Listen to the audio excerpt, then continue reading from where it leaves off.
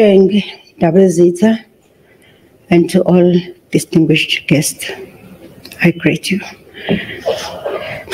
Kuningi ngakusho kwa-anti wami umntwana uShenge, kodwa ngeke ngikwazi ukuqeda konke. Ngizoqala nje ngokubonga uNkulunkulu ukuthi asiboleke umntwana iminyaka engu-55. Sakwazi ukumazi, sahlala naye, sahleka naye, wasigona. Kodwa uNkulunkulu washeshe wamkhumbula. Shenge, ngiyathokoza ngothando lwakho onginike lona nosinike lona sonke njengabashana bakho ukusitshengisa uthando.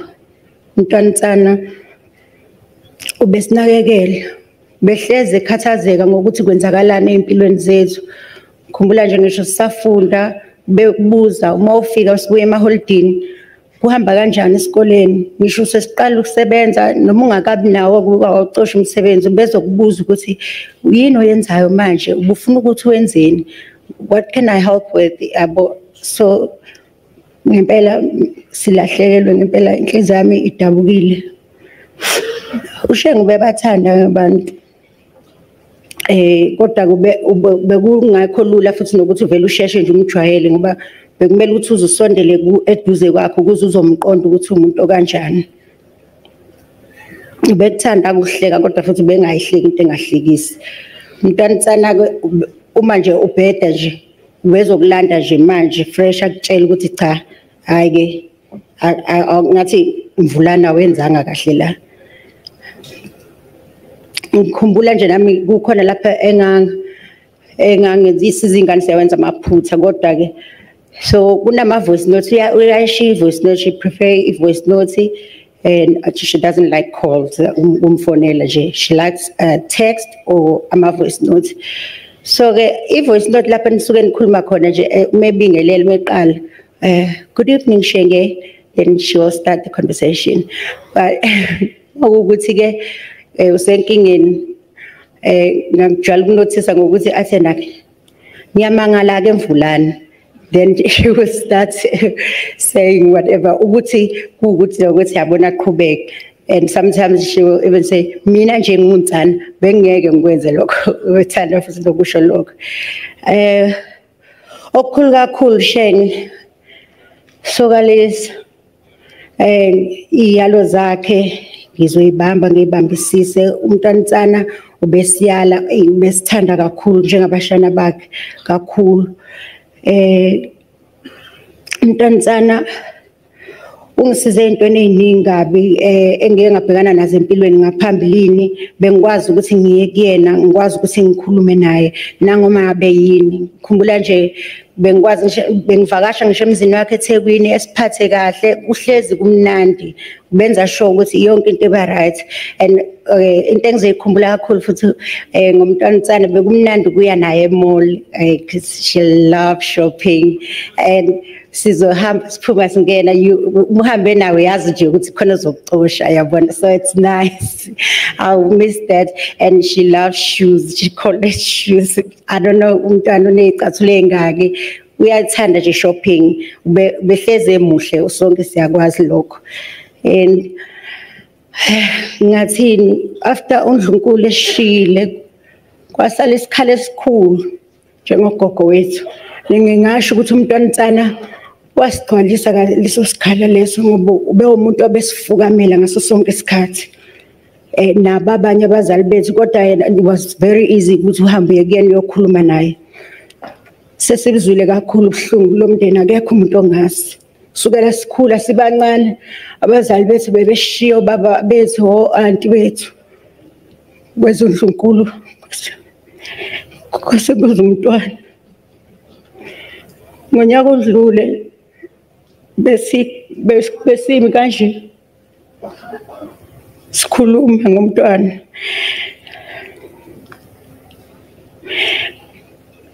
Lezi nyanga eziphelile bekade kuphela nje unyaka sikhumbula umntwana kodwa kwase kwaphinda kwenzeka kanje.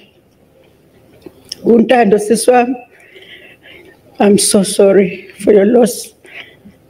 ngiyazi ukuthi uzwana kangakanani nomakho kuzoba nzima akuzukuba lula kodwa ngiyathemba ukuthi uJesu ukhona uzosisiza nathi sonke and nami sisi wami ngikhona la for wena and kubazali bethu Phumzile Nkosi yesizwe Phephi Sunshine kubuhlungu mase nibona lihleli kanibabili kanjena kubuhlungu and ngicela nje ukuphephisela wonke umuntu ke umntwana insana ke impilo yakhe ayithintile ke ngiyazi ukuthi uma umntwana insana eke wasondela kuwe akulula ukuthi umkhiphe enhlizweni ngoba usuke ekuthanda ngokweqiniso ngiphephisela nesizwe sakwaButhelezi nomndeni wonke nje kwaButhelezi ngobubanzi babo ngabe ubani osezothi mntaka bhuti kimi Sheng Sokalisa ngiyathokoza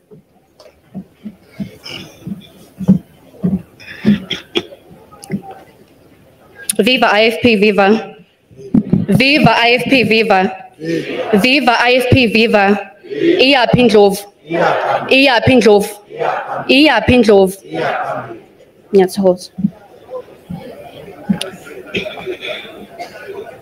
My heart in human form. That is how I always called you and saved your number as Ndabezitha. Words fail me. Where and how do I even begin saying goodbye to the love of my life, best friend, life coach, and confidant? We had such a special and closely knitted relationship, Shenge. As I mentioned above, what you were to me. When life knocked me down, you were my coach. When I had gist, you were there to listen to me gossip. And when I was going through the most, I could always confide in you about any and everything.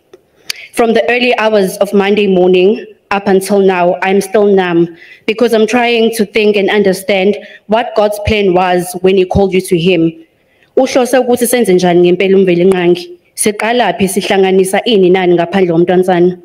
Shenge, I'm grateful, so grateful to God that there is nothing I'm saying here today which I've never said to you before. I've thanked you, I've held you, I've loved you in the flesh, and now you're gone. I'd like to pass my words of gratitude for the unconditional love you showed me, literally from the day I was born until just on Monday. I remember how me and Dando were always inseparable from such a young age because of you, Shenge, Umntwana Phesheya, my dad, and Umakhoza, my mom, was so close. Whenever you bought Dando something, you also got one for me, always. You took me as your very own daughter, Shenge, and trust me, I felt it. Amahloni kimi, when I asked my mom, Umakhoza, just a few days ago, preparing this speech for isithandwa sami umntwana, ngithi ma, kambe kuthiwa ubani u-anti ngesiZulu? Wathi kodwa siphele izingisi zenu ubabekazi. Funny enough, that is when it all made sense. Angimazi mina uShenge as u-anti. Ngiyakhumbula sifihla ubaba umntwana Phesheya read the eulogy. Umntwana read the eulogy. And one thing I've always held dear to my heart is that umntwana lived to her words. Mayethi izingane zikabhuti ngeke nihlupheke nikhona and ngabe sinamasiphosiso uma singathi sake sahlupheka uShenge khona. Umntwana said, Makondwane ami, I will always be there. Kuphela. No fake promises, no lies. And guess what? She lived to her words. One thing about her, she meant what she said and she did it against all odds. Angimazi umuntu ebephikelela njengomntwana, umuntu obengapheli mandla. Umntwana ubeyimbokodo. Ukufunda kwami, uqala kwami ukusebenza from 2019 was through uShenge umntwana. This lady would move mountains for me. When sengiqala ngiba nokuhlukumezeka, I would confide in her, angilalele for hours, and we would text paragraphs and paragraphs because one thing about us, we can type, we don't mind. And her response make wezwa ukuthi ngiyahlukumezeka, wayivele athi phe, do you want me to intervene?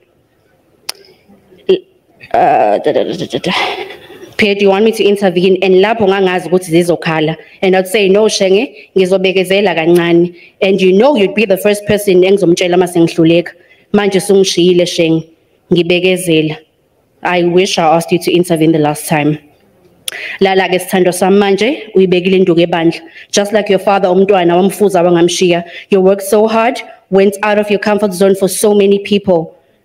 And I'll always remember our trips to Gateway, bursting Burna Boy on the radio. Lala ke manje thunjana lo mntwana. Lala Sheng, you fought tooth and nail. Oh, Ngir.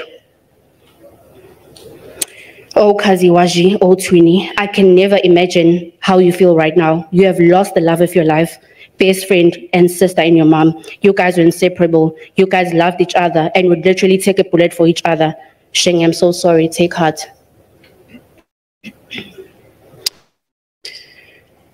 I'll not stand here and act as if I understand what you're going through, because I myself, of losing a mother, if God remembers her first. I know this one wound will never heal. I'll always be there for you no matter what. I'm a phone call away and I wish I could do more. Inkosi, Mntwana Maphelele, Mntwana Phumzile, I'm so sorry for the loss of your dearly beloved sister. My cousins, great and great-grandchildren, Pepisani Bosheng. Last but not least, my dearest mother, Ndlunkulu Makhoza. As Makhe, as Mntwanzana, I would always refer to you. I'm so sorry, Mami, ngomyeni wako, owakuthanda ufika kwaphinda ngena uzoba umakoti wampheshe, wakuthanda till the end of time. Ume nawe kukho konke. At least ma ukwazile ukukuvalelisa. Qina ke mkhathini. Sheng, soalisa, mina ndingamondi, mnyamane kanqinelele, phungasho Nkosi kaMlambo, wena wadliwa izidlovu zamlobolele. Sheng, ngiyathokoza.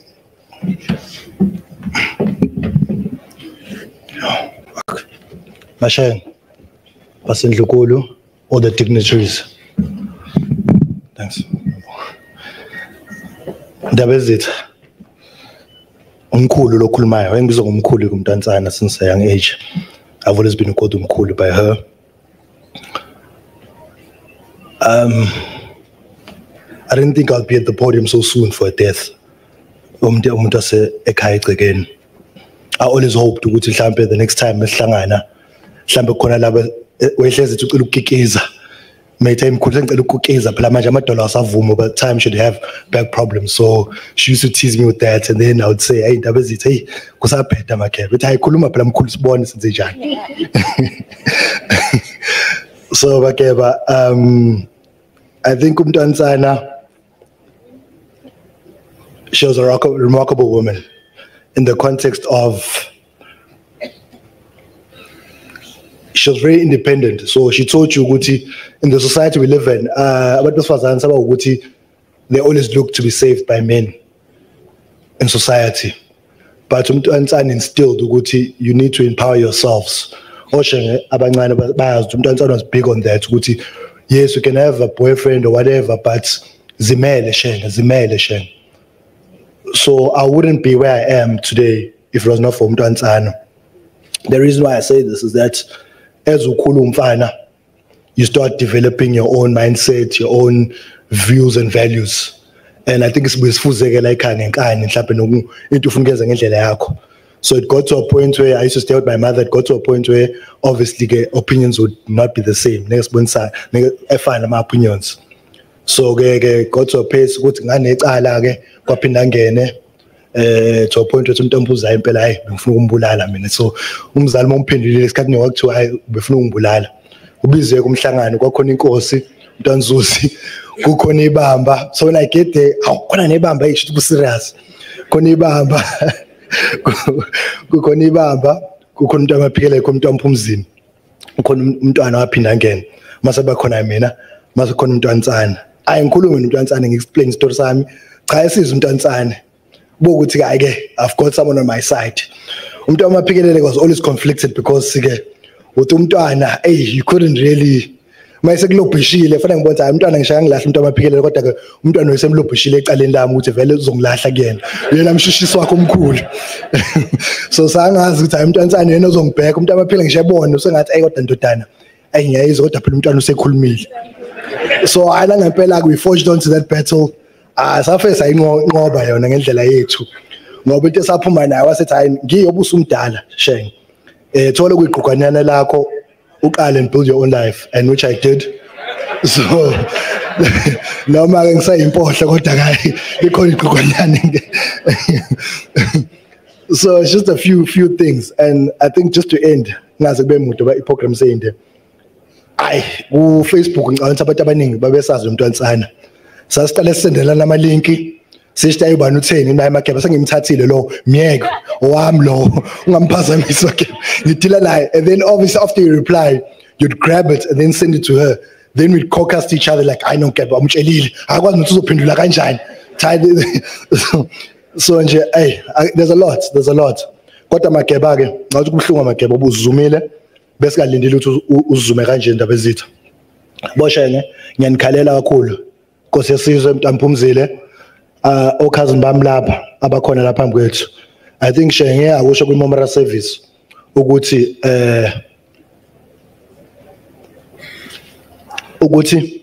sesele babili Mtamphumzile noMntamaphikelele asazi ukuthi uNkulunkulu usibekeleni kubona kodwa ke iqiniso lithi ke sesiwuphinda ngene thina la sihamba la njengamanje Hashem so ngiyacela kahle ngisiqhubeke sibumbane ngiphinde futhi into engayiphindi sicela singavumela abantu ngimikilelo nje boshe ngicela singavumela abantu siyazi addressana kanjani kwizinto ngiyacela boshe ngiyacela bosondile Nkosi yesizwe anginamazi Nkosi yesizwe ubusanda ukuthatha ukhosi because of a busy schedule besuke sisohlala phansi sikhokhaza ukuthi mhlawumbe umndeni ifoundation imi kanjani but it seemed the foundation was not even solid yet isikrekile already Mageba kodwa uNkulunkulu ngiyakhulela kupha amandla indaba ezitha singani zakho Mageba umthwalo unzima Mageba kodwa sizama the best we can to support you ngayi noma yiphi indlela Mtamphumzile qina shenga sowalisa mashenga as a whole siyathokoza mashenga ukuthi niyaqhubeka nje manje bazokuthi seniyasondeza nesitshengisa ukuthi sesiyingane seniyasitshela enzani kanje ngoba nathi sesiyahamba noma yini and sekuyiqiniso lokho nathi siyakubona ukuthi impilo uNkulunkulu asasinayo isigaba ukuthi uzosinika isikhathi esingakanani ngoba singahlukana namhlanje kusasa sesizokunye kodwa ke ngicela nami mhlambe ke phathi kwabafethu la sisazokhokhasa Mageba mhlawumbe ukuthi ubani oqhasha kuqala ukuthi sikikize before sihlaliswa umshado nje so sisazokhokhasa nje ukuthi ubani esimjuthayo siswami just to end my sister Nikki you think you know I think you know ukuthi umntwana I'm your older brother ngangikulalisa nawe uthe umosu nabacala nomntwana I just remark one story so untando had a friend of hers so there's this thing you do where you want to go to visit your friend you say I tell your mom that you're visiting me tell your mom you're visiting me because your friends trust you they end up not calling each other so untando happened to get to put that story with their friend behambe ke labaya khona ngoba I think ngakungabo 2 ekseni so ifuna kaNtando pocket dials her mother my pocket dialer ayisho uNtwana uze umsindo alivala ucingo uNtando ayifona uNtwana uNtando mase yafona mama it's just a joke I obviously I think the motherly instinct usukwazi ukuthi I know can't be a joke too what joke is this then she calls me too lapha suthi hayi uDadweni la kune story engasizwa kahle shenge awuzama ukumtrace to ngakuphi yabo ngimtrace ke nami ngicela ngimcosha ayishenge we actually morning side at the flat to chilling with our friends ayimntwana ethi hayi ngize kuyena njengamanje mina ayishenge ayimntwana uthi yes ala ngempela efika umntwana hayi pick up nomngane wakhe besemotweni so abantwana cha nengithi abantwana bebeqile cha abantwana bathi nje ngapho encane kushuthi kwakhona ukuyiphungana nje kwakukhona emotweni so umntwana calls me ke la on the phone because obviously I'm the older brother hleze emceba kumina ukuthi hayi khuluma nosusu wakho so as she calls me then she obviously she's a fit she's like hey ndaba ezitha sengibaxoshile sizesivule namafastela the car is reeking of alcohol it's reeking ndaba ezitha we've got all the windows khuluma naye ke la Mageba ngifaka loudspeaker so now it's awkward because obviously on the side note I have to be like kodwa Ntando sengithi kodwa Ntando wenzani kodwa uhlupha umntwana kodwa Ntando wenzani kuthi angisazi ingane so I think she was initially grounded for 3 months with no phone that friend was ngizothini mhlawumbe in political terms ubugcona ama politician but she was told to step aside for a few times ukuthi nje sisimbeke so that was initially the story but very local so umntwana was just full of life just to end we are wearing bright colors because umntwana was very big on bright colors sometimes it was a frame glasses she just loved bright colors so we all dedicated a few bright colors just to send as a dedication to her just to end sengizosumisa uNtando khona iculo ebe maningi amaculo so on the way back uNtando udlala a few songs ba umntwana Then there's a song by Michael Jackson that she played. So I said, hey, people get cancer now. This character, Michael Jackson's a bit controversial. So I love the music. So, but it's not Michael Jackson. Ngizocela ke sothoba ukuthi nidlale leyo ngoma leyo ngibe ngiyocosha untando uthi ebeka amazwi okupheleza uma wakhe Ndaba ezitha shenge uhambe kahle Ndaba ezitha usibheke ube idlozi elihle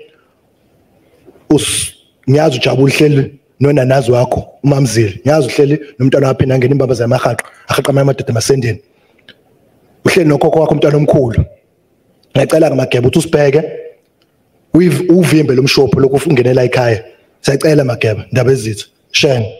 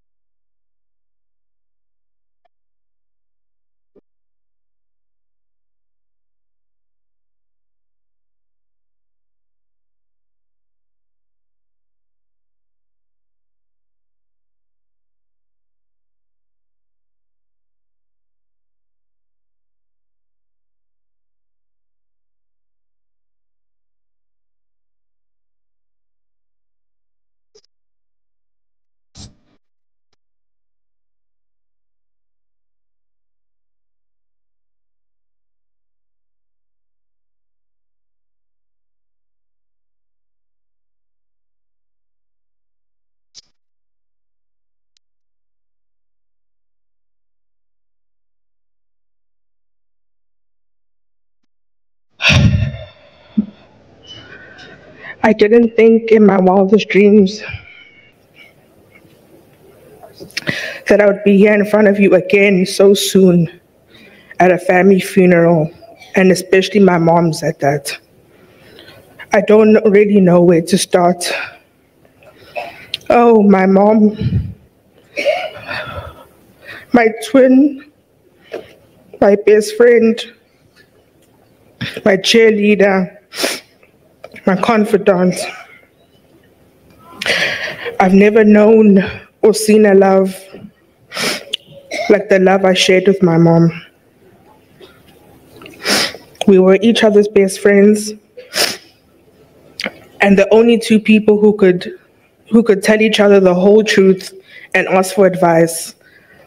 My mom often came to me for advice or ideas, and she kept nothing hidden away because she always said she preferred to tell me everything. So when she's gone, I know the truth and I'm not told by others what the truth was. As you all know, my mom was a firebrand, feisty, passionate, so sweet, but shy if you didn't know her. She didn't let many people in, but once she did, you were better for knowing her. To be loved by her was special, and I'll never stop thanking God for allowing me 23 years of being loved by her. Thank you, Mom, for everything you did for me. You raised me on your own and made sure I lacked for nothing. You took me to the best schools and the best specialists when I got sick. My last words to you when I last saw you on Saturday were, I love you and I'll see you tomorrow. Even now, I still say those words. I love you and I'll see you tomorrow when the Lord decides it's time for us to be reunited. I'll love you forever and your memory will stay with me to the end of my life. Please be a good guardian angel and watch over me and this family. We need you now more than ever. I love you, Mashenga wam, Dlovukazi yam.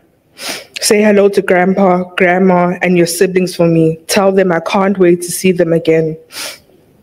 I would like to thank Inkosi or Obuti to my mom for all his support from when my mom got sick to now.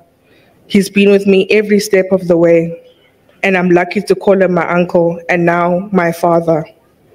My mom loved you with her whole heart and cared for you so much. And to honor her, I promise you I will love you and care for you with all that I have. To my cousins, Loa, Mama L, and Joshua, thank you for your unwavering support. My mom loved you all so much, and in turn, you all have loved me in this trying time. I can never thank you enough. Goodbye, Sandra Sam. Uhambe kahle, and we will meet again in paradise. Sheng. Share. Sheng. Share. So Alice. So it is. I now need to ask Umtwana Princess Phumzile Buthelezi, the sister to our late Her Royal Highness Princess Angela Buthelezi, to come and pay her tribute.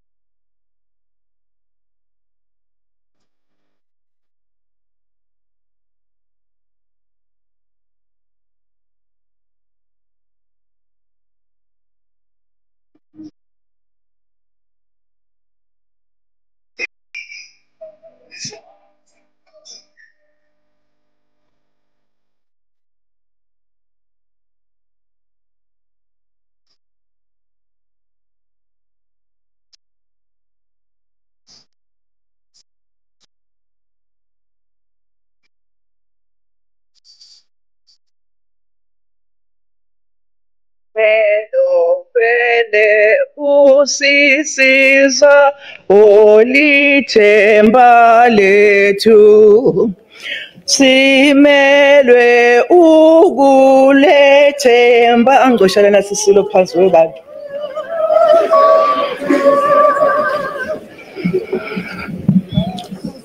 Abangcwele bakho Nkosi baphephela kuwe, simelwe ukulethemba uvikelo lwakho,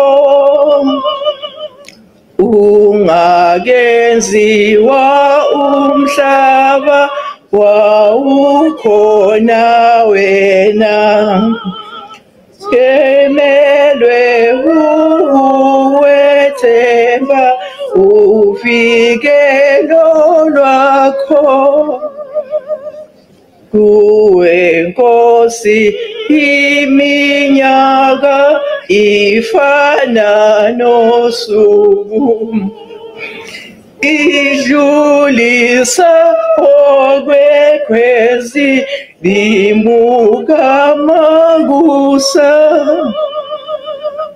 njengemifule egcweleyo bayedlula abantu, badlulisa okwekhwezi bakhohlakala nje.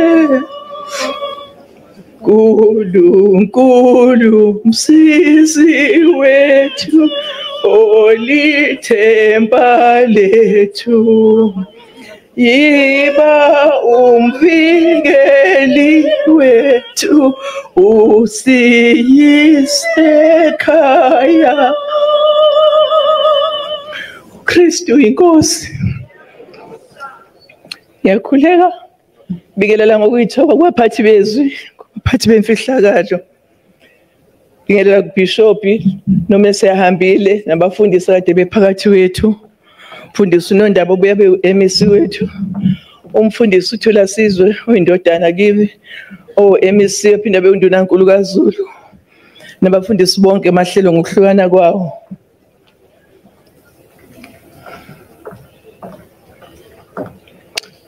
Ngiyakhuleka kodwa abasendlunkulu, ngikhuleka kumntwana wafihla inqindi nabantwana bonke ngezindlu zabo. Ngikhuleke indlu enkulu. Hawu seniyaphi baholi? Cha, ngicela nohlala phansi. Ngicela nje nohlala phansi kuba nifuna masiyosebenza, hamba nohlala phansi please. Otherwise angehleke mhlambi. Ngisebenza ngedwa, ngicela nohlala phansi, hlala wena. Ngicela wena.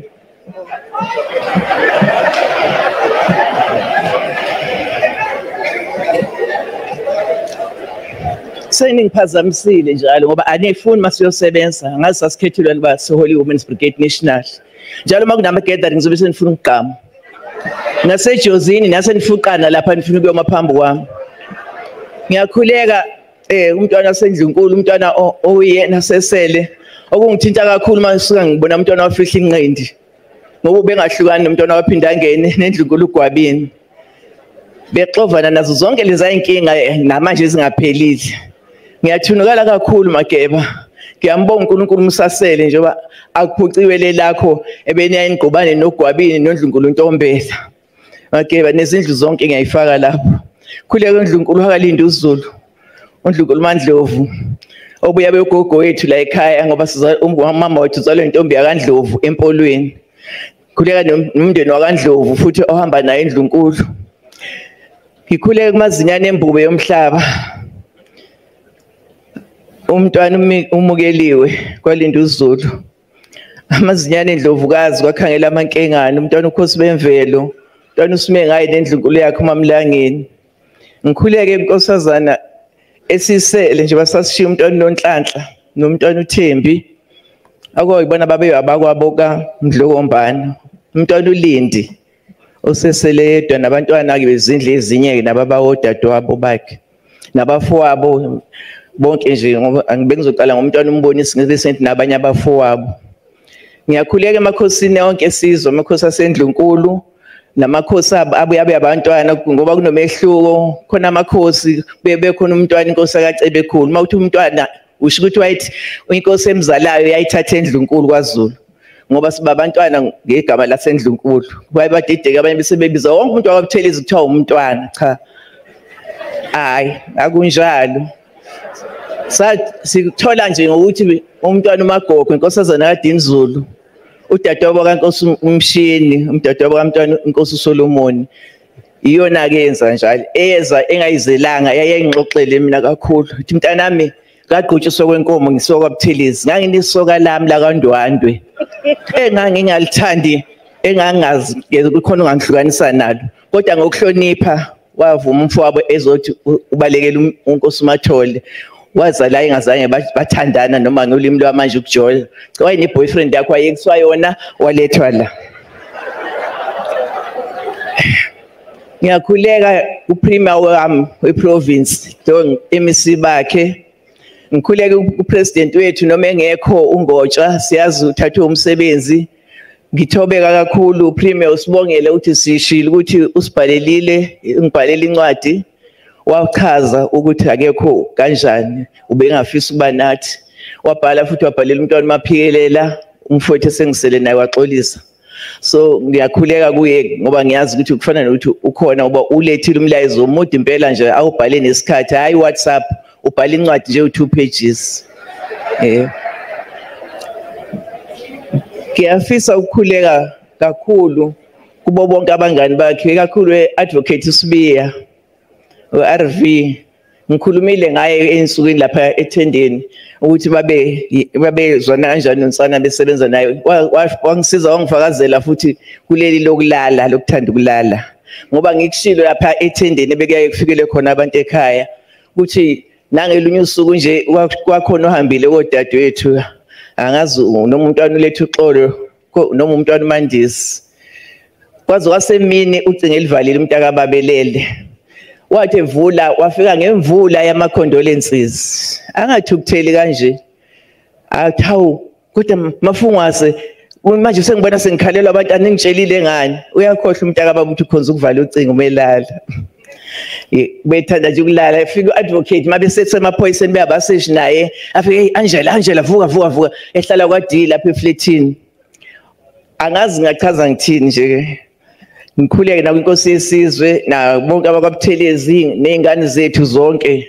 Nabo bonke nje ubuholi beqembu to save time kunothi ngisho kuyikhulu ukuthi usihlalo wazo lonke ngiyamusho kwaphela ukanye no president no bhala jikelele ke uCEO uMapholoba engeke ngithi uyiCEO of the company.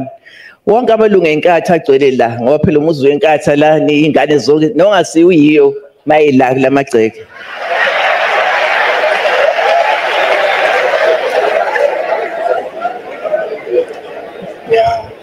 Ngikhuleke ngokukhulu uyithoba kubo bonke abaholi imeya zami zonke zisimele ngobuningi bazo ngoba asazi sithemba nizosebenza amawala kungehli isibalo ongcono sikhuphuke zona ziningi kakhulu kule term kodwa ke siyashabalala sazi ke 2026 funa sinyuse namasokisi sibe nengaphezulu imeya kodwa ukuphambili service delivery nobuqotho siye icorruption le esithanda ukungenelela nasenkathini.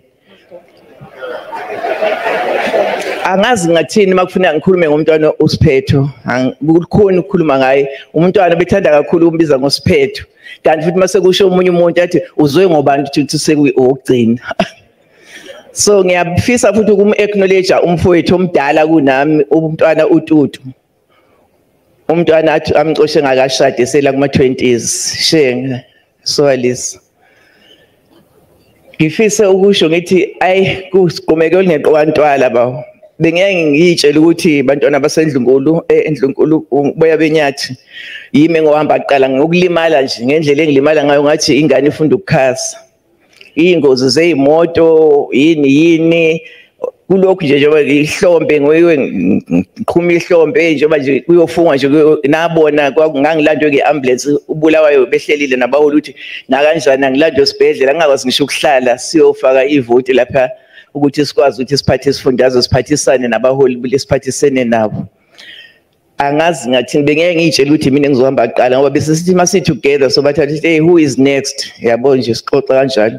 Khumbula nje manje nje ngo-August sigcina inyanga yabesifazane saba nenkonzo eThekwini i-Women's Brigade sigcwele laphana eDurban Manor sasilinde nomengameli bethe uyeza nobaba uGSA ngiyethemba ukhona angeke angabikho lana sengibala ama-politicians zodwa ngayeka oyena mphathi wehhovisi lenkatha oyena usiphathele istaff sonke lapha enkatheni ubaba uMbango. Ngaze ngathi-ke masiqeda lapha eDurban Manor emkhulekweni wokuvala inyanga yabesifazane sasisiyodinga ukuthi sibonane sobathathu nomntwana uSibuyiselwe naye inkosi. Umntwana uSibuyiselwe kangiqala kusho nje wayezovela buyavalelisa ukuthi sibe nenhlanhla yokuba nayo intweni ye-Women's Brigade. Namfica futhi esengenile ngoba sasalokhu sibuzana kudaba kaPresident use how far ukuze phela sazi ukuthi simlinda uma engena senze njani.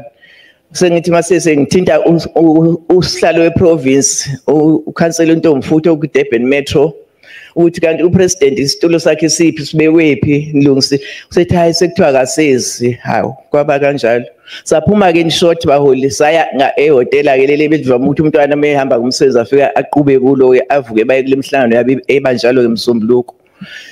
Hayi ngafika kuqala mase ngifona reception ngifonele yona inkosi umntwana maphikelela ngibuza hawu shengiseni kuphi phela mina ngibuyele Lundi ngihamba nayo no comrade abawu 8 la emotweni yami sigcwele nje ngathi savula itulo engemuva angizoatheni hawu bengithi uzolala ngithi cha asihlelanga magebe cha ke safika sababathathu sanomhlangano omncane lapho ngiyathanda ke izithombe mina ngathi hayi ngicela sishutheni hey ngaba kusewuweke nezithombe hlala nje ngihlekisa engihleka kumntwana waphikelela ke akajwayele kunongixolela abahulayo ku-undermine ukuthi nje kusadinga ukuthi umntwana maphikelela akabuye kuslip at the tongue ukuthi inkosi ngaze bese nithi awu ulokhu embuyisela phansi eyothi umntwana kuselimini ukuthi sijwayele nje ukuthi umntwana maphikelele naligama lomsizwa kuleli ID nama kulonela amafungwasi naye wamethu ubaba Nqakelele naye udadewethu umntwana uSiphetho wamethu ubaba Nqakelele wathi umbokode premier besimbiza umbokode baholi bami ngoba nje umese mhlawumbe sihlangene kule group yethu ukhulunywa bese naye iphinda into eseyigayisisa ke wasemetha kuba Nqakelele wathi umbokode so umntwana umbokode umntwana maphikelela umafungwasi Sashutha ke lapho ithombe sasiyahlukana ebusuku kakhulu sikulungiselela kuzoba ihlambo lomntwana kulelo viki. Kuthe nje ngolesine bahole kade ngikusho kokulabo bebefika bezohlanganisa amehlo ngolesine bese ngimbhalile umntwana inkosi ngamthumela izithombe zokulimala kwami nje bangishile ngishidolo ngize ngithi kusho lale ngihlolela lento. Ngasha nje ngaphela umntwana Ntombi yeqe Ndabezitha nabo mama bethu bahlala benathi makugoyiwe la ekhaya siyathokoza Ndabezitha ukuthi wawuhlala nogogozi wena umntwana omkhulu waphinda angene sihlala nawe sikhulele kuwe kodwa njengoba sesingangawe Mageba siyathobeka ukuthi lokhu wama njalo ekusithandeni njengomndeni. Ngithokoza kakhulu Mageba. Base ngimthumelela izithombe umntwana inkosi uthi abone ukuthi ngishe kanjani idolo lonke ngasha ngilele ngangezwa lutho ngoba mangilala ngiphuza amaphilisi okulala ngendlela okulokhu ungalaleki nje umuntu ulokhu engakholwa ukuthi umntwana akasekho kwangempela. Ngisho ke lo osizalayo lo akulaleki without kwesikhathi kuyabheka nje kuze kuse ngiyaluze makuyindle engakwazi ukuyaluza kuyo. So ke ngalala nje ke ngangezwa lutho sibizwa abaholi bami laba bangiphethe beIFP lapha eProta Hotel eMhlanga sine workshop ka 2 days.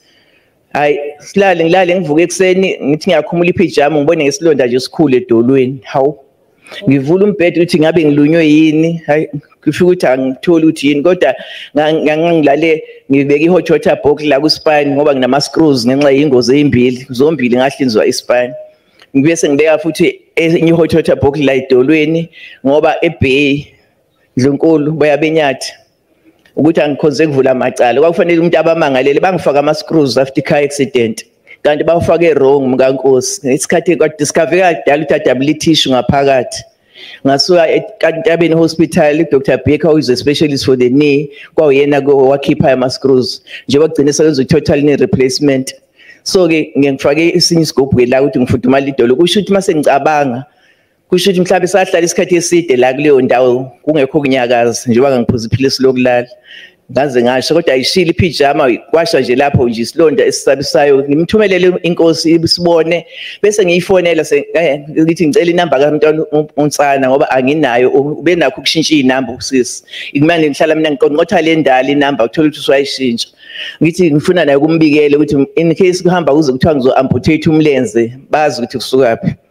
Hayi bese ngo2 vela silali kwakweliso ikhathi pass 1 2 bese uthi uzongithumelela umntwana inkosi ngibone ngasayithumeli bese ngiyabhala hawushenge khohliweni manje kungithumelela inamba kaMntwana uNtsana ngoba naye ngangifuna ukumbikela ngalesi silonda ukuthi sithanda ukungehlula.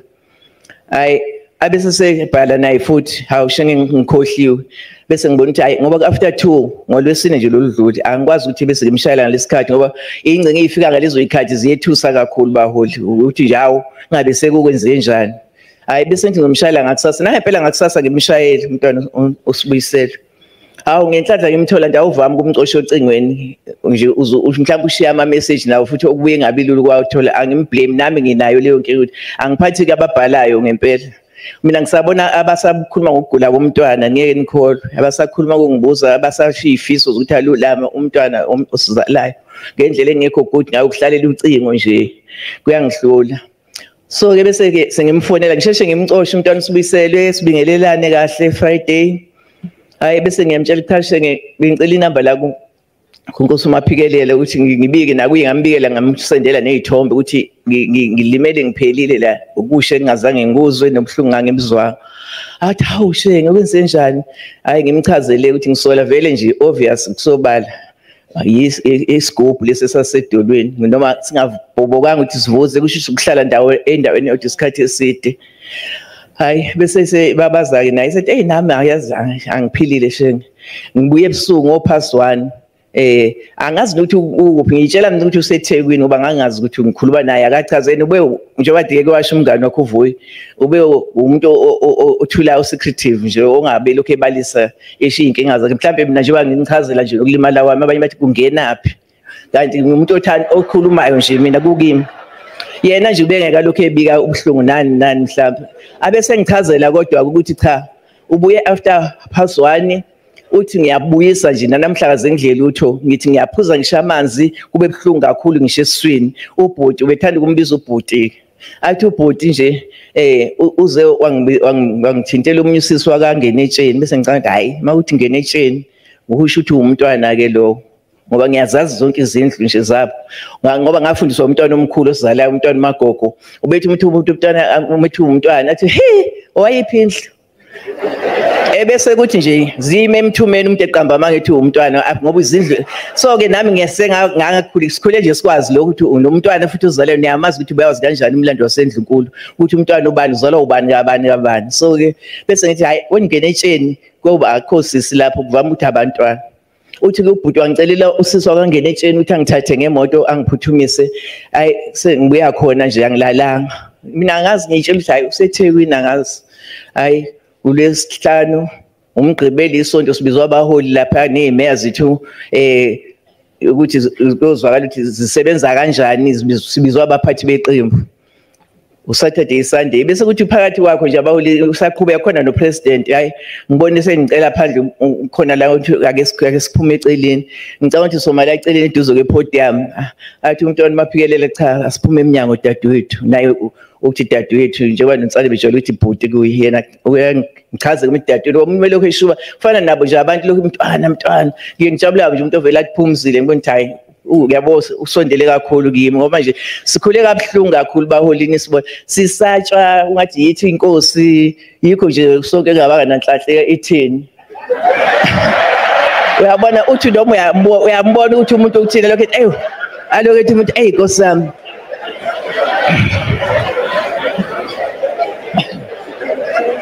baholi abelokhu nje umuntu ethi kodwa Nkosi yami hawu kodwa ngathi nje kodwa umabhanga walingani ngamqala ngapha hawu uma ngali isibaya sikamabhangi ingabe sithini uyaxoxela nje emoyeni so ke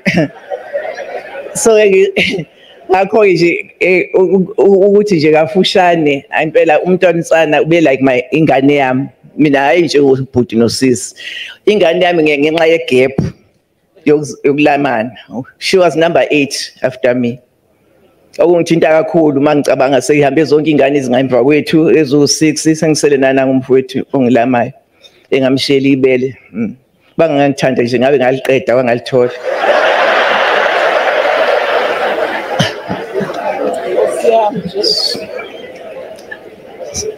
ngiyacela nje ngokufushane kakhulu ngiphetha ngoba seliphakeme selishonile nezulu lihle ngiyacela nonke abantwana basendlunkulu uNdlunkulu boya benyathi noNdlunkulu bezindlu zonke kusuka ku premier MSc weCocta bonke MSc nama deputy akhona national abaholi bethu beEFF abaholi bethu beANC all of you ngicela nize imkhuleko nihlale nimkhumbula uNtando yenkosi ingane kadadewethu ngiyacela nimbeke emkhulekweni hayi ngoba kuqala ukuthi kwenzeke into enje ngendlela abebhonde ngayo noma wakhe iyona engibulalayo mangicabanga they were like twins or ngazi nawo ama twins lawa kanjani njengala maqwabe twins nje uhlule ukwahlukanisa bona ke namanje useyangimangaza usefana kakhulu naye nje bademilanga ngiyambuka ukuthi hawo wasefana kangaka nodadewethu angazi bebethi noma benza ihairstyle bazokwenza ihairstyle ifanayo nala esevule airport lapha njengoba besomlando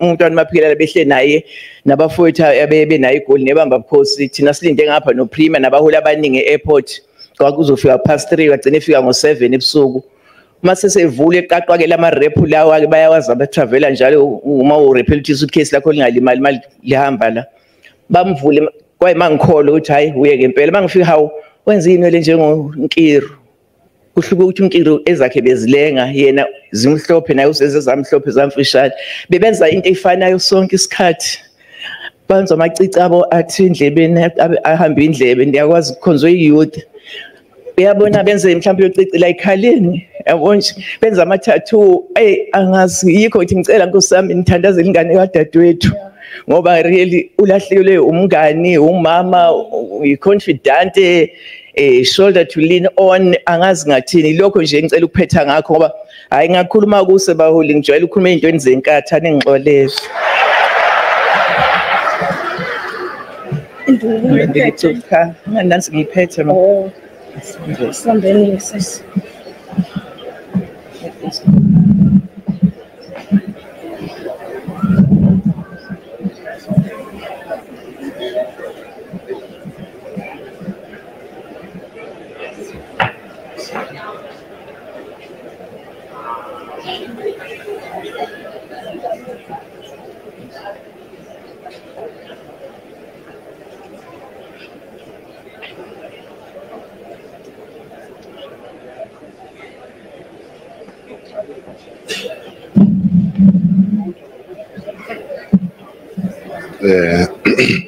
Siyabonga.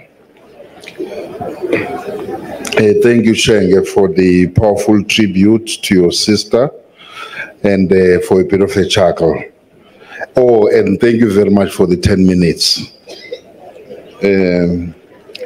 We are going to ask Miss Ntswaki Mzila to please come to the podium and give us a tribute on behalf of the Mzila family. Umntwana waphinda angene, Prince Mangosuthu Buthelezi was married to Princess Irene Mzila. The next speaker is going to be representing the Mzila family. There she comes.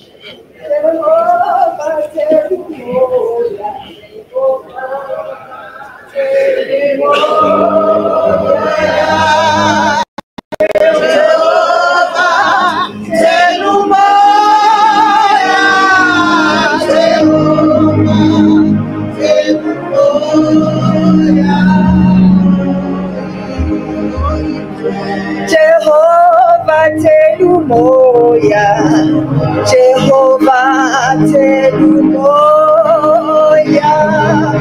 Jehovah telumoya, Jehovah telumoya, oh Yahweh.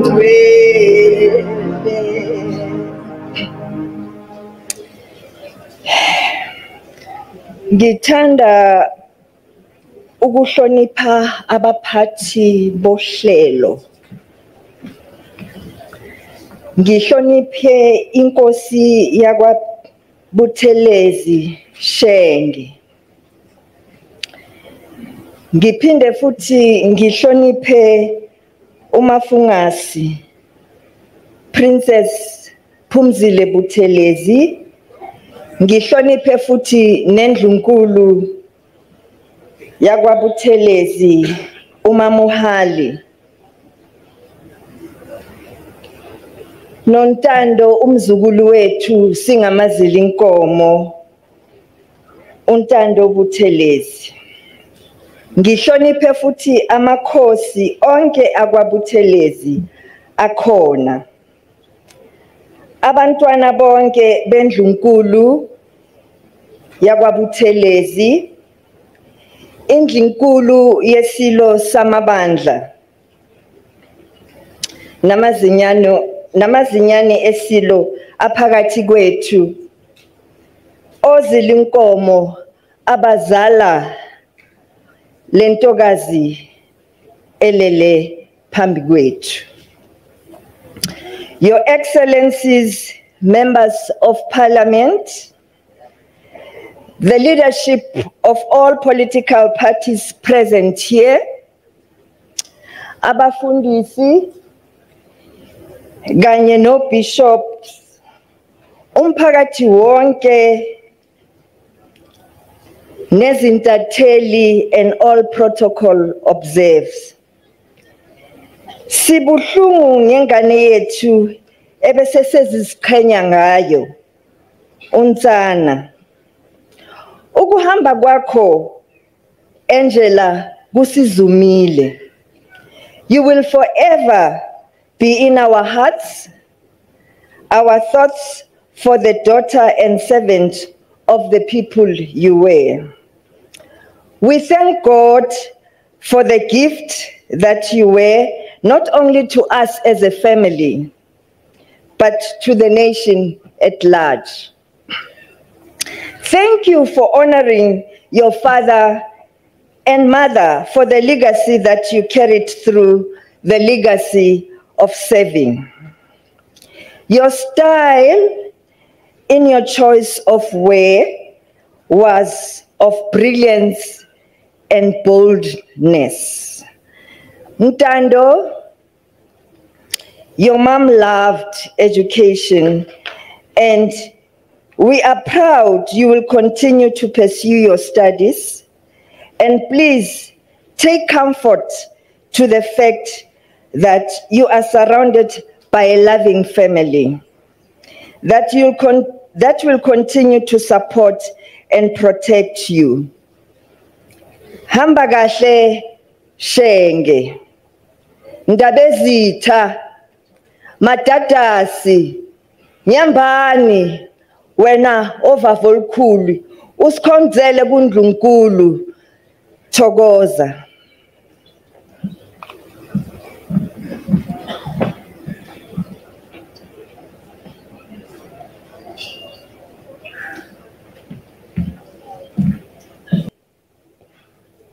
Nabaholi bonke bamaziko namavolontiya namazinga ahlukene eqembu,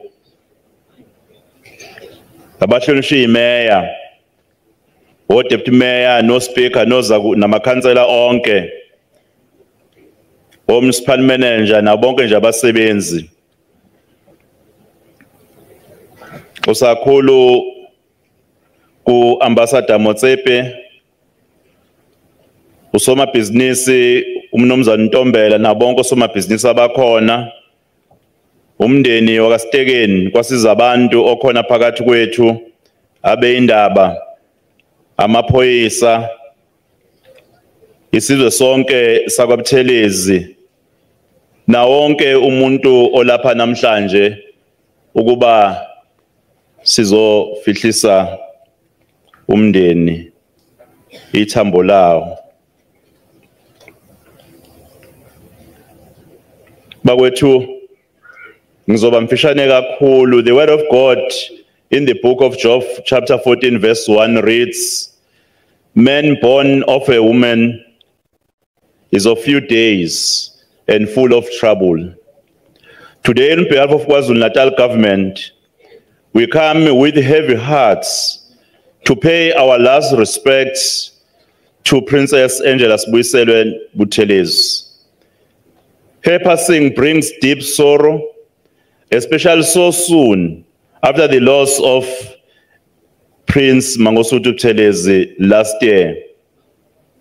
The passing of Prince Mangosuthu Buthelezi left a great void in our life. In fact, we knew this family of KwaPhindangene because of the work that Prince Mangosuthu Buthelezi did, not only in the lives of the people in KwaZulu-Natal, but for the entire nation. Right from the struggle, when he was struggling along a line with those, during those times, he will mention Obabu Oliver Tambo and many others. And during the very difficult time when he was leading the government of KwaZulu-Natal, ensuring that he was laying the foundation of life, because when you talk about education, that is the foundation of life. Building more than 3,000 classrooms and everything of which is an infrastructure was still using and benefiting from it today. The departure of Prince Mangosuthu Buthelezi in September 2023 was a tremendous blow towards Natal and South Africa. Now losing Princess Angela so soon feels like, again, that tragedy is revived. Yet as we gather here, we are strengthened by the the values instilled by a Prince of KwaPhindangene, who always reminded us that our time on earth is brief, and we are here to fulfill a purpose. We believe that Princess Angela achieved her purpose, fulfilling what the Lord entrusted to her. As believers, we take comfort in knowing that life is short. As emphasized in the book of Job, we are here only for a while, then we move on, though God's plan for each of us remain a mystery. More was still expected from Princess Angela. The KwaZulu-Natal government had high hopes for Princess Angela's contributions. We envisioned her as a continued leader amongst men and a force for development in KwaZulu-Natal and a trusted representative of the IFP in Parliament. Her intellect and experience were invaluable, especially during this critical period in South Africa's political landscape, where her wisdom would have greatly benefited the provincial and national government of unity. I must really say, Shenge, ngiyanikhalela kakhulu inkosi, ngiyanikhalela kakhulu umntwana Mafungwase, ikakhulukazi uNtando, ngoba nami noma singabanga sithi isikhathi ngisondele kinina njengomndeni, but I will really miss the moments I spent with you when I visited your home. uNkulunkulu kodwa ke ukhona. You must know that singasho konke sikwethembise, but ongathembisa owenzayo uNkulunkulu. If you'll stick to that, you live. Much bigger things are there for you tomorrow. All of KwaZulu-Natal feels this great loss. I said, in fact, it's not just a loss of the family. It's not only a loss to the IFP. The evidence to that is that various political parties are present today, which actually confirms that it's a great loss. But today, we particularly mourn with the family and the Buthelezi clan, who feel the void left by a mother, sister, daughter, aunt, and princess. Losing a loved one is never easy. And it is even more painful when the loss happens in such a close succession. Ngoba besiqeda unyaka nje sonke sineyilonda njengoba sebeshila abangaphambilini. Inkosi Zuzifa Buthelezi, Princess Phumzile, and Princess Ntando Yenkosi, we extend our deepest sympathy with the whole family, to the whole family. May your hearts find peace and heal swiftly. Especially to the IFP, I know that to the IFP is also a great loss.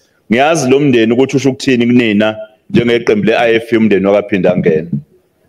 Ngoba lo mndeni wasakhela ukuphila.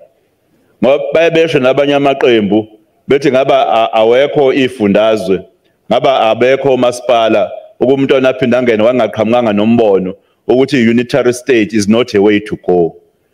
Manje ke lo mndeni usenze sazuza okukhulu, abantu abaningi bakwazi ukondla imndeni yabo ngenxa yokuthi umntwana waphinda ngene akwazi ukumela lelizwe leli. uNkulunkulu nje aniduduze, uNkulunkulu ahlale nani. Uhulumeni waZulu-Natal siyanikhalela kakhulu, siyadabuka kakhulu ngokwehlile lapha ekhaya. Shenge uNkulunkulu abe nawe lapho khona. Siyathokoza.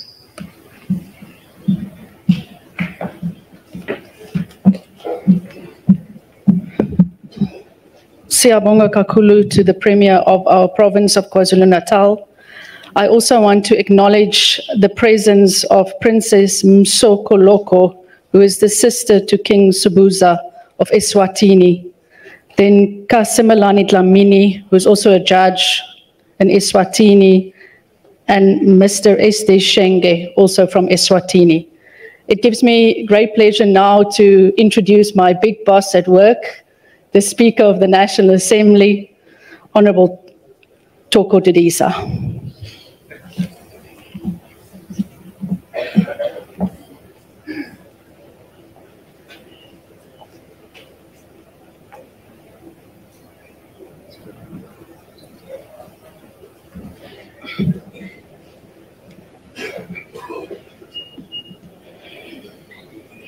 Program directors, Inkosi Buthelezi, ophinde futhi abe ilunga lendlu yesamthetho kazwelonke.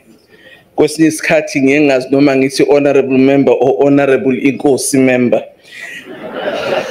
Nondlunkulu wakho, ngiphinde futhi ngibingelele umntwana uphumzile sisiphumzile ngikuzwile uthi kwesinye isikhathi le tag le ibisilahle kusela nobungakuthola kanti futhi uthi uzizwa kamnandi noma sithi sisiphumzile so ngizothi sisiphumzile ukuze kwehle kahle. Ngibingelele wonke umndeni wakabuthelezi ngobukhulu babo nezindlu zawo. Ngibingelele nesizwe sakabuthelezi. Bese ngibingelela amakhosi asendlunkulu wonke akhona ngingeke ngawabala ngokuhlukana kwabo. Ngibingelele futhi nezindlu zonke zikamdlokombane ezikhona namhlanje.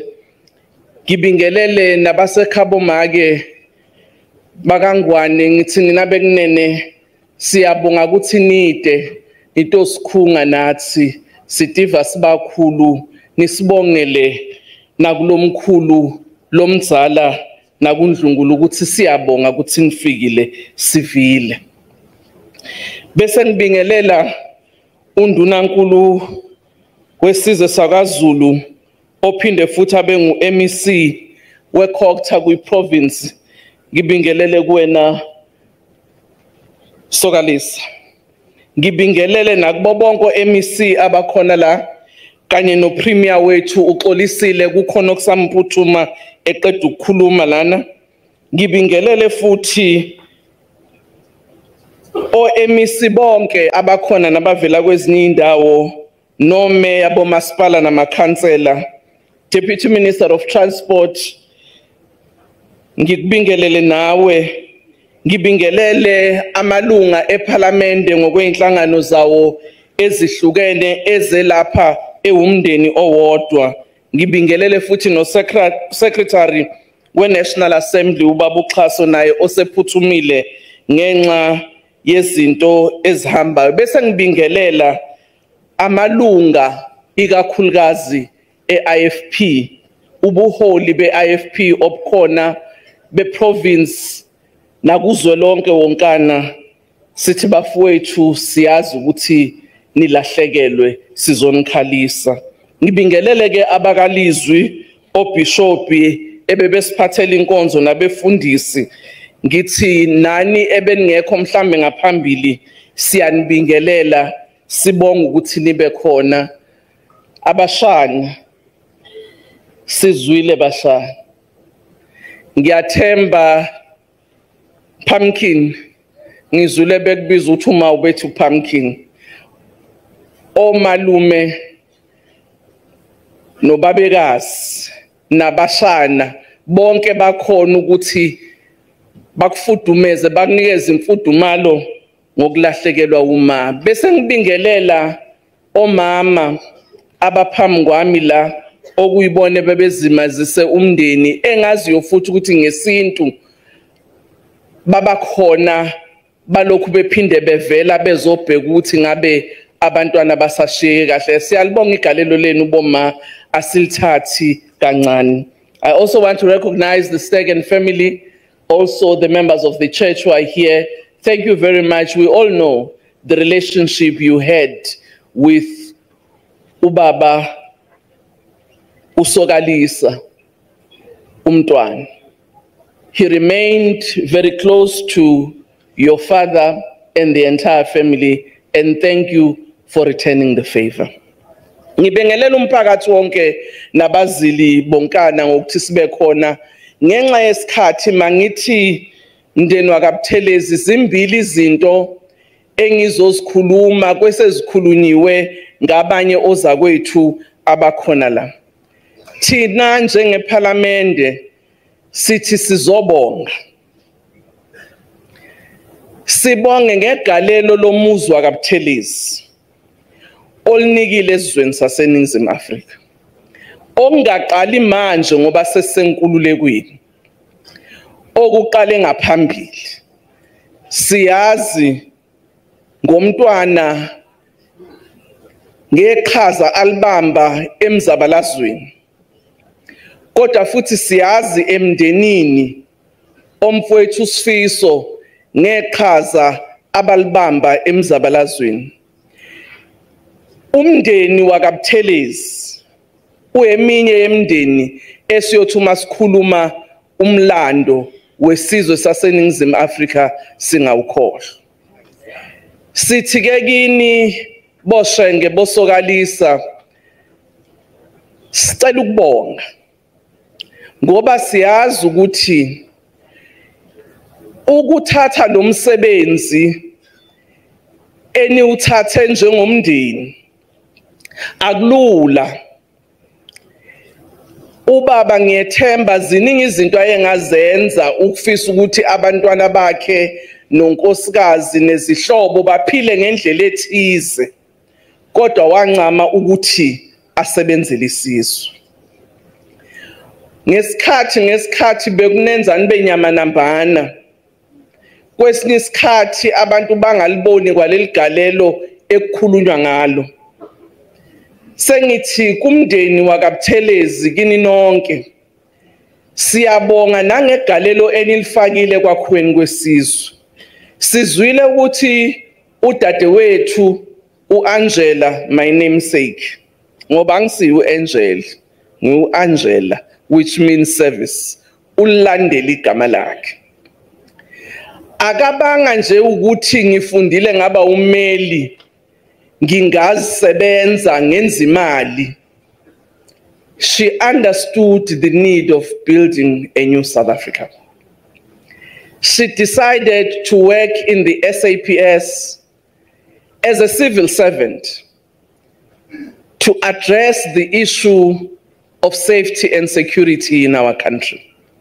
But also she went further and became a public representative with all its ramifications, because she believed that each one of us, if we want a South Africa that is prosperous, that is free, a South Africa that is economically viable, it needs each one of us. Yingakho sithi siyabonga kini. Sibonge naseqembini leNkatha Freedom Party. Siyabaka gogo. Sithi cha. Uyabona kagogo akhanjwa. Uhambe nje uvakasha uphinde ubuye kwagogo. Siyazi ukuthi nithe manibheka emalungeni enu nabona kufanele ukuthi umntwana uAngela abe omunye wabangena endlini yesishamthetho esikhulu. I must say that at the time at which Princess Angela was deployed to the National Assembly, it was a difficult time in the world and in our country in particular. It was at the time at which we were under the COVID pandemic. But members of parliament, members of the legislatures and council, they might not have been in the houses where they are always, seen in our TVs when they do their work, but there's a lot of work that they did behind the scenes to make sure that governance continues in our country. There are decisions that they had to take to save lives and livelihoods. But also in 2021, we experienced riots, particularly here in KwaZulu-Natal. There's a role that members of parliament had to play to make sure that that situation is dealt with, but also the rebuilding of those who lost something. So ngamanye amazwi ngisho ukuthi ungene ebukhali ngesithuba kungekho lula. And it became clear that the IFP saw her value and decided to redeploy her again in Parliament. We heard from the chairperson of her portfolio committee the role she has played.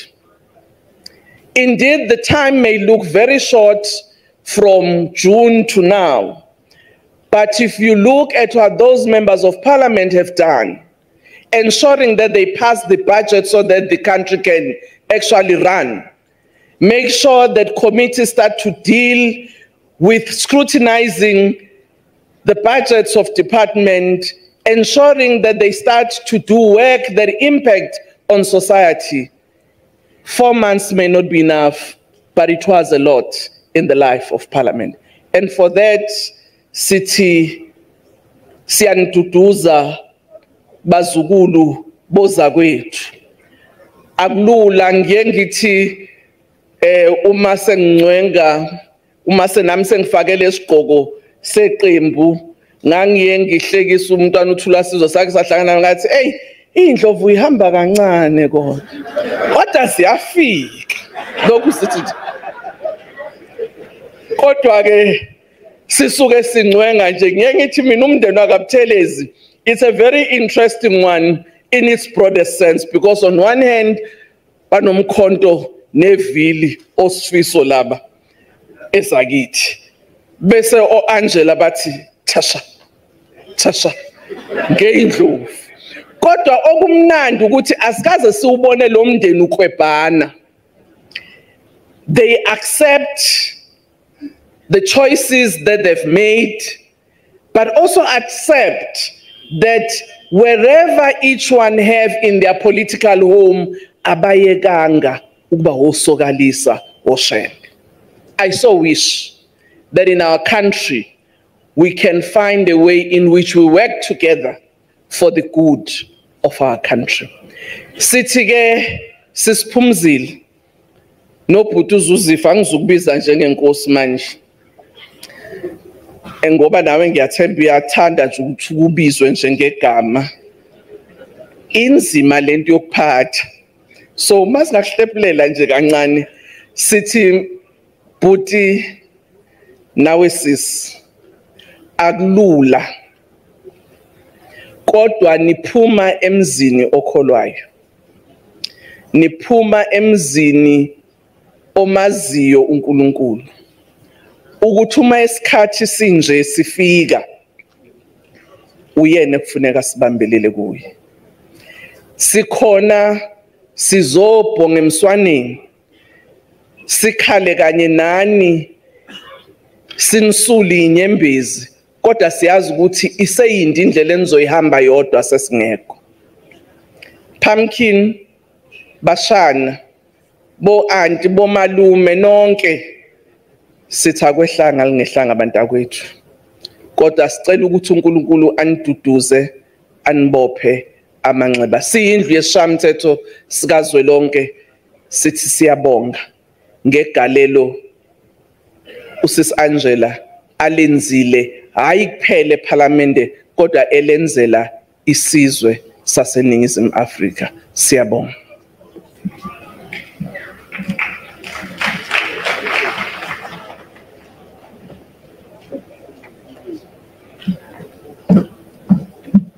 Siyabonga kakhulu, Mama Speaker. Thank you for those lovely words of love and support. And thank you for being amongst us today. I'm now going to call on the Honorable Blessed Gwala, our National Chairperson of the IFP, to come and deliver some words of support on behalf of our President, Honorable Minister Velenkosini Hlabisa.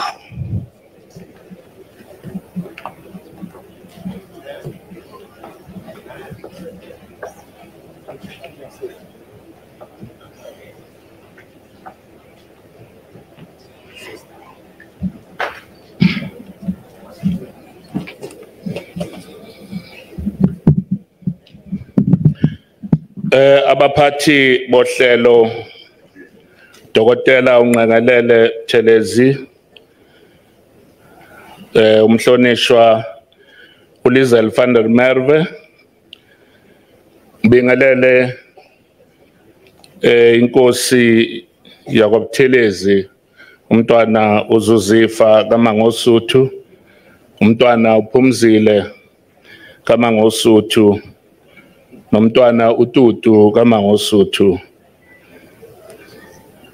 umntwana uNtando, indlunkulu Mohale, umntwana wakwaFihlinqindi, umntwana uVincent, wakwaNkombabantu, umntwana uRussell, kathuka kwenzeka Cebekhulu, inkosi yakwaMadlala namakhosi wonke, abomuzi wonke wakwaButhelezi, izindlu zontathu la ekhaya eMpithipithini naseMbongombongweni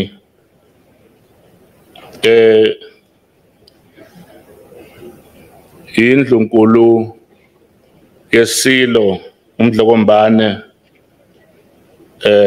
uNdlovu nabantwana bonke besilo abakhona amaxiba onke obukhosi abafundisi kusukela kobesiphathela inkonzo udokotela uBishop Nqolwane abafundisi bonke bamahlelo umfundisi uZondi ongqongqoshe wakwa-Atia udadewethu omdala uHolder ndodakazi endala kamfundisi Stekeni nebandla lakwaStekeni lakwasiza abantu Reverend BMC Ngcobo nabagcotshwa bonke bebandla likamoya oyingcwele elikhona la umhlonishwa somlomo wePhalamende likazwelonke okade ekhuluma phambi kwami mhlonishwa uDidiza nobhala jikelele we-IFP umhlonishwa uSL Ngcobo amalunga eNEC amalunga eNational Council amalunga amaqembu eze lapha ukuzosikhalisa ANC EFF abaluliwe abahlonishwa undunankulu wesifundazwe saKwaZulu Natal umhlonishwa uNtuli undunankulu wesilo noZulu umhlonishwa uThulasizwe Buthelezi ongqongqoshe bonke balapha kwiprovince yakwaZulu Natal nomhlonishwa uDlamini owe-MEC we-e-government Gauteng Ambassador Bridget Motsepe Ambassador e-African Parliament Mayor Osondini mhlonishwa uNtshangase nomeya bonke malunga eParliament amakhansela induna zesizwe neinduna zamakhosi umphakathi wonke amalunga e-IFP bafowethu nodadewethu sokuhalele umuntu uzobeka nje amazwi njengoba enjalo ngesaba ukuthi amafishane ngoba abaye bethi amafishane baye bakhuluma isikhathi eside kanti bethe kuzokhuluma kafushane nathi okokuqala shenge njengoba wazi ukuthi emndenini wakwethu kwagwala sife olwembiza ngendlela efanayo njengoba wazi ukuthi uKhilane ukhulele lapha ekushumayeleni ngemsebenzi yesizwe kuthi umkhulu uSibabi beshayelela inkosi uMathole owumkhulu wakho Ndabezitha wazoshayelela inkosi ekuzalayo umntwana nathi singabafanayo sinokukhala okufanele ngoba siyathinteka singabasegcekeni waphinda ngena amazwi akhishwa umengameli we-IFP nongqongqoshe womnyango wokubusa ngokubambisana neindaba zobuholi bomdaba eNingizimu Afrika umhlonishwa uVF Hlabisa nanka-ke amazwi akhe awabeka kule ndawo nakulokhu ukuhlangana kokulila kwethu ngicele umhlonishwa umnumzana uMP Gwala ukuba egameni leqembu lenkathe enkululeko adlulisele nanka umyalezo wokunikhalela boshenge nokuvalelisa kwindodakazi yenkosi okuwumntwana uSibuyiselwe Ngiyabingelela kubo bonke abahlonishwa ngokwezigaba zabo ezahlukene, abaholi abakhona kule nkonzo kanye nebandla lonke. Ngibingelela ngokukhethekileyo emndeni wonke waMashenge kanye nomndeni wakwaPhindangene. Ukube bengizenzela bengizoba ingxenye yokuzovalelisa kanye nani Mashenge uma umntwana uSibuyiselwe eseyobekwa endaweni yakhe yokugcina. Ngibuye izolo ntambama eNamibia, namhlanje ePitoli nginomhlangano kanye nazo zonke izilo, okhumkani, ingonyama kanye nomeli Ndlovukazi yemvula uMojaji. Ngenxa yokuthi lo mhlangano ukuhlanganisa inhloko zezizwe uthathe izinyanga ezimbili uhlelwa, kube lukhuni kuba ngiyuhlehlise noma ngiyushiyele kwezinye izandla. Nakuba namhla sinegama elithi King, uma sikhuluma ngesilo kungenxa umsebenzi womntwana kwaPhindangene owalwa laze lasulwa igama lika Paramount Chief uma kukhulunywa ngesilo, the King. Ungabikho kwami phakathi kwenu ngibanje umsebenzi umntwana kwaPhindangene owawumela impilo yakhe yonke ukulela ukuhlonishwa kwesithunzi sobukhosi kanye nokucacisa ngemisebenzi neqhaza lamakhosi elibhalwe kumthetho sisekelo wezwe. Boshenge, ukufa kulinuku, ukufa akudeli futhi akuboneleli. Zolo lokhu ngenyanga kaSeptember besihlangene khona lapha ekhaya ukuzokwenza ihlambo lomntwana kwaPhindangene odlule emhlabeni ngonyaka odlule. Isilonda besisemanzi, inxeba lingakapholi. Phephisani kakhulu ngenduku eshaya endaweni eyodwa maduze kanjena Mashenge. Sibe nokushaqeka okukhulu ngokwedlula emhlabeni kumntwana uSibuyiselwe, ngokuzuma singalindele sonke. Kunina nonke boshenge sithi dudu, akwehlanga olungehliyo. Noma inxeba silibona ukuthi lithunikele futhi liyopha kakhulu njengazo zonke izilonda, nalo leli nxeba lizophola. Siyaqonda ukuthi iva lihlabe lephukela enyameni. Egameni leqembu lenkatho enkululeko sinikhalela kakhulu umndeni wenkosi.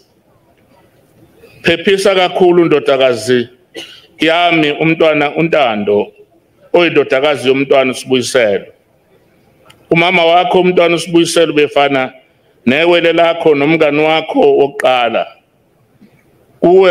Kuwena ngaphezu kweva elephukele enyameni empilweni yakho kumbeke umgodi okuzoba lukhuni kuba uvaleke masinyane.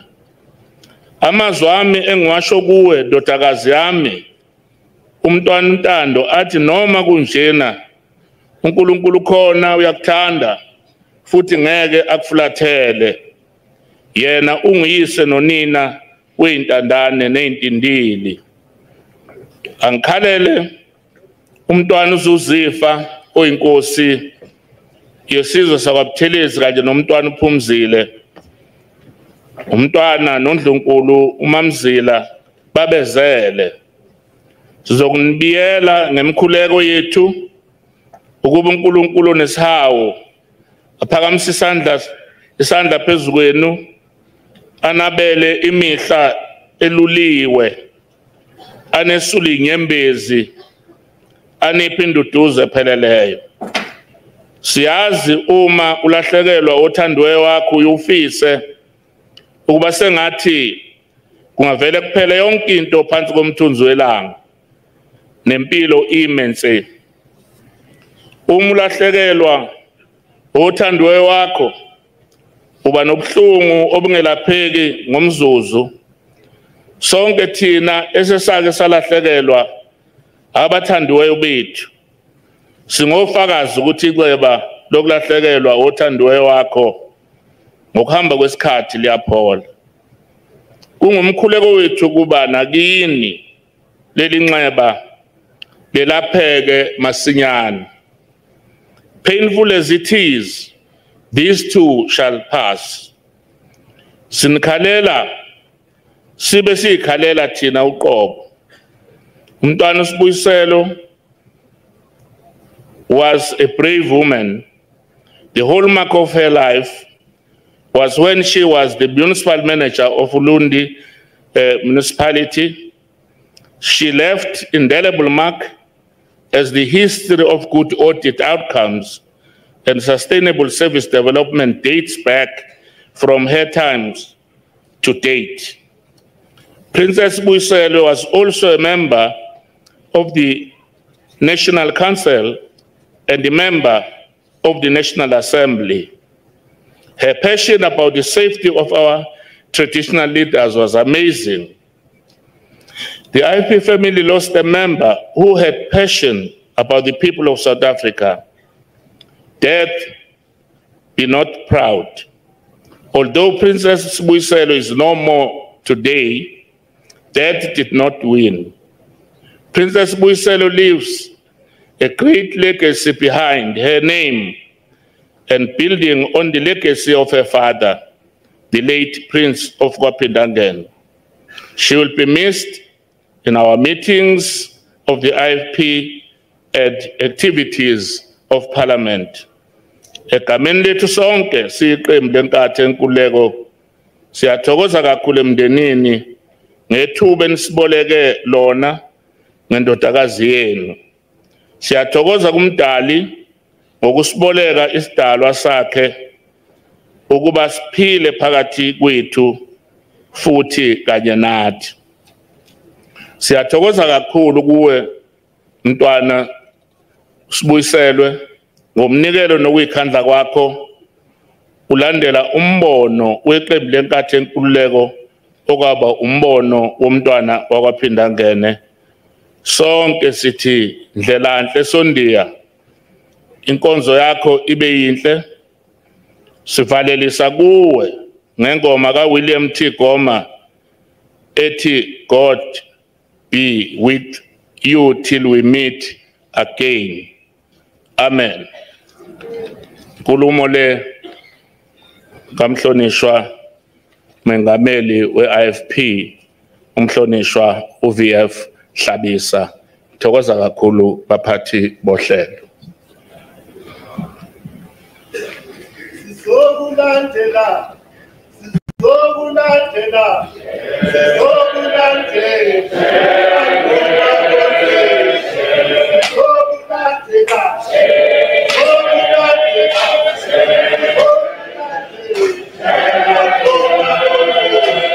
Angoma besquash, Angoma bestugol, Angoma bespoke, Angoma bunze, Angoma besquash, Angoma bestugol, Angoma bespoke, Angoma bunze.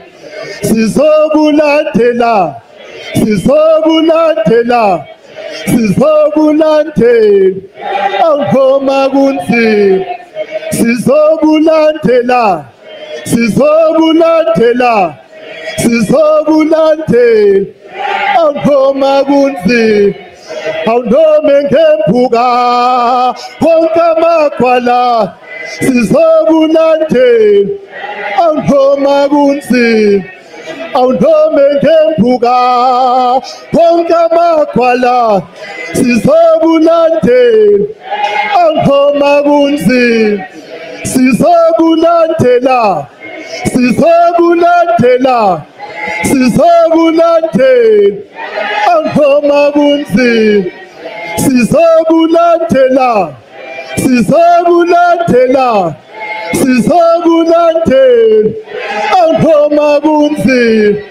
Awunome ngempuka, wonke amagwala, sizokulandela awuphoma kunzima awuphome ngempuka wonke amabhala sizokulandela awuphoma kunzima sizokulandela sizokulandela sizokulandela awuphoma kunzima sizokulandela sizokulandela sizokulandela awuphoma kunzima awunome ngempuka wonke amabhala sizokulandela awuphoma kunzima awunome ngempuka wonke amabhala sizokulandela awuphoma kunzima sizokulandela sizokulandela sizokulandela awuphoma kunzima sizokulandela sizokulandela sizokulandela awuphoma kunzima awunome ngempuka wonke amagwala sizokulandela awuphoma kunzima. Viva Princess Angela, viva! Long live, long live! Sihane, sihane, sihane! Viva Shenge, viva!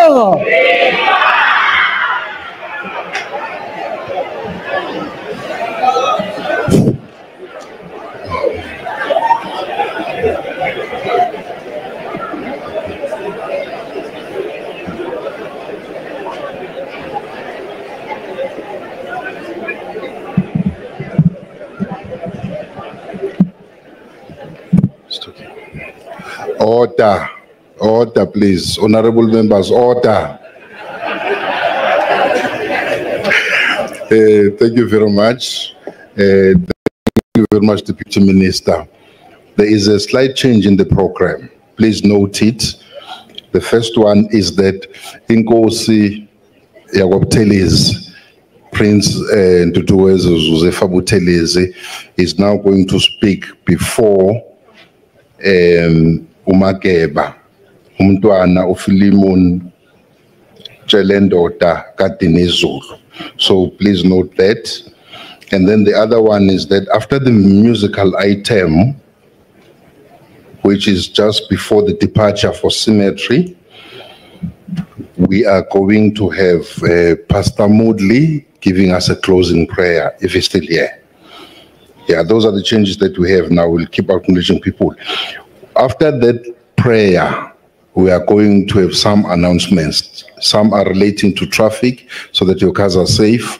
And then the other announcements are related to lunch or late lunch. So, sicela ukuthi sibekezelelane bakwethu bengisho ngesilungu ukuthi kunoshintsho oluncane kwiprogram yethu. Olokuqala lokuthi inkosi yakwaButhelezi isizokhuluma nganeno komntwana wakwafihla inqindi.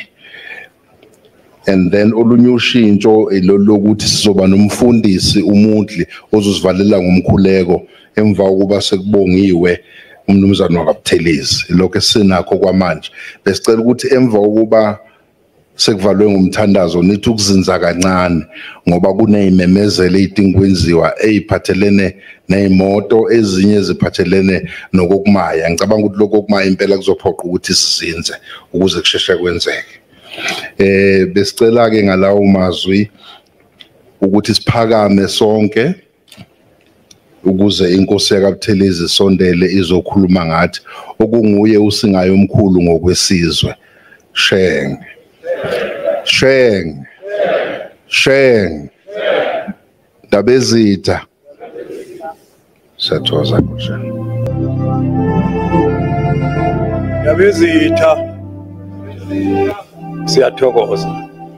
Maybe mhlambe abangazi lo qeda ukucula umntwana omkhulu uMagogo ozala umntwana ozala thina umntwana mangosuthu. Umntwana wayenjalo mayezo esukuma phambi kwesizwe endlalelo unina umntwana omkhulu. baphathi bohlelo ngiyathokoza kakhulu ushenge libambisene no honorable Lizel dadewethu omncane umntwana wayithi indodakazi yakhe le. Ngifisa ngenkulu inhlonipho ukubingelela indlunkulu yonke khona nabesilo. Fise ukubalula kakhulu umntwana wafihla inqindi osuyena idlozi lethu amanye amadlozi ethu aphilayo. Ngibingelele abantwana bonke abakhona lapha. Abantwana indlunkulu siyazi sonke ukuthi inhliziyo yesizwe ngoba ilapho isihlalo sikhona. Khona abantwana ke lapha amazinyane esilo esinawo. Yanibingelela nonke nabendlovu. Ngifisa ukubingelela amakhosi akhona izinsika zesizwe. Khona amakhosi amadala esiwaziyo masikhuluma ngeinsika esiwabonileyo. Ngibingelela inkosi yakwaZungu kwabini mayisekhona, inkosi yakwaNgobese, Mqungebe, inkosi yakwaMadlala, Ndabezitha, inkosi yakwaLuthuli, Madlanduna, inkosi umntwana wakwaNsimbi, wana wesilo, inkosi uXabhashe ekhona phakathi kwethu, inkosi yakwaButhelezi yaseMpitipithini. Izwe lakwaButhelezi likhulu libanzi lamakhosi amathathu. Inkosi yaseMpitipithini, inkosi yaseMbongombongweni abaningi bazi kakhulu yona, bese kuba inkosi le eme phambi kwenu yakwaButhelezi yakwaPhindangene. Ngifise ukubingelela uSpeaker Mtimande, siyabonga. Kungithinta kakhulu kuba wenze i-effort engaka yokuba uze lapha. Sengizwe afterwards ukuthi namabhano oyibunga wacoshanga waze wahamba phansi uza lapha. Kungithinta kakhulu kodwa akumangalisi ngoba umntwana wayeyasho njalo athi indodakazi yakhe. Ngakho kakungimangalisi. Athi ebe lapho uSpeaker ngicabanga ngithi kambe uSpeaker lo iboss yami nami nje bethi ngoba seParliament mayesho ke kimi ukuthi usezofanele abaleke ngoba sekuhlwile. Ngithi mina hawu engani wena wathi umntwana indodakazi yakho ikhona izibhonje kwaPhindangene. Ngifisa ke ukuthi futhi ngibalule ngibingelele onke amaqembu akhona. Ngabona umntwana mhlazana encwatshwa efihlwa ukuthi sasibona futhi lesi sithombe ukuthi umntwana wayengasebenzi ngobuqembu. Khona waze wancokola ebona abantu ababegcwele lapha emncwabeni ethi this is the biggest committee of the Nobel Peace Prize ezo-awarda i-Nobel Peace Prize umntwana. Esho ngoba amaqembu ayakhohlwa bonke ubuqembu umntwana what he stood for transcended political divisions. Ngibingelela udadewethu Bridget Mutsipe, siyabonga. Thank you so much Bridget for taking so much trouble. I know you were flying from somewhere in the continent to come here and we are going out of the country again, but that all means shows how much it means for you to come to this family in this very, very dark hour. Ngifise ukubingelela futhi noma sehambile bekufanele bengimbingelele kodwa ngiyabonga ukuthi usehambile mase ngimbingelela ezazi kangaka undunankulu wesifunda obuye abe usihlalo we-IFP esifundazweni. Ngibingelele undunankulu kaZulu uThula Sizwe Buthelezi obuye abe u-MEC kaCocta. Ngibingelele umphephetwa obemele uPremier njoba eqeda ukusuka lapha. Ngibingelele umfowethu Umuzi Intombela olapha naye obesondelene kakhulu nomntwana obalokho ekhona ngaso sonke isikhathi noma nanini. Ngibingelele uDokotela uNkabinde, uDokotela uNtshangase waseMangosuthu University of Technology omele leso sikhungo enisaziyo okuyisikhungo somntwana.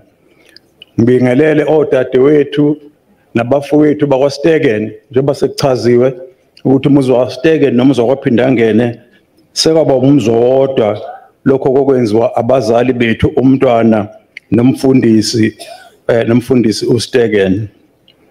ngibingelele bonke abahamba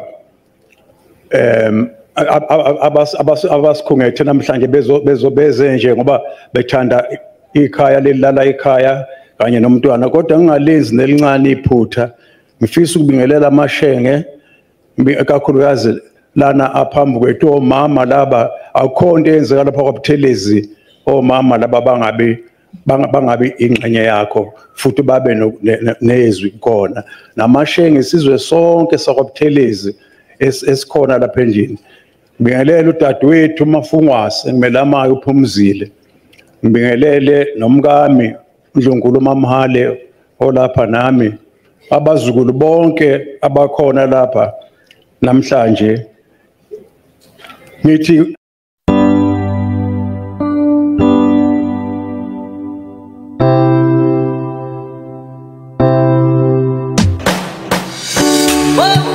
Sibangene siyaliyona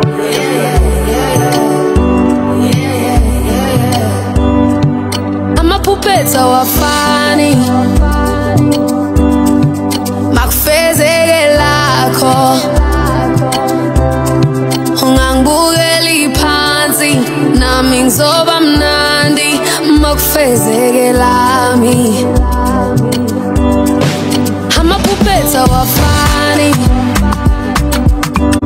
ayikho into enzima njengokuthi ukhulume ngalesikhathi ngoba ke sengisirevise lokho bengizokusho ispeech amazwi ambalwa kisi speech sengirevise kathathu ngoba ngibuke iwashi ukuthi kufanele ngikunqamule ngoba ngiyazi abantu abanye babahlushwa izinto zokuhamba kodwa ngizobeka nje kancane mayelana nalokho okusehlele namhlanje noba ngibe nethuba lisibusiso sokuba ngime phambi kwenu ngimele umndeni wakophinda ngene ngimele isizwe sakwaButhelezi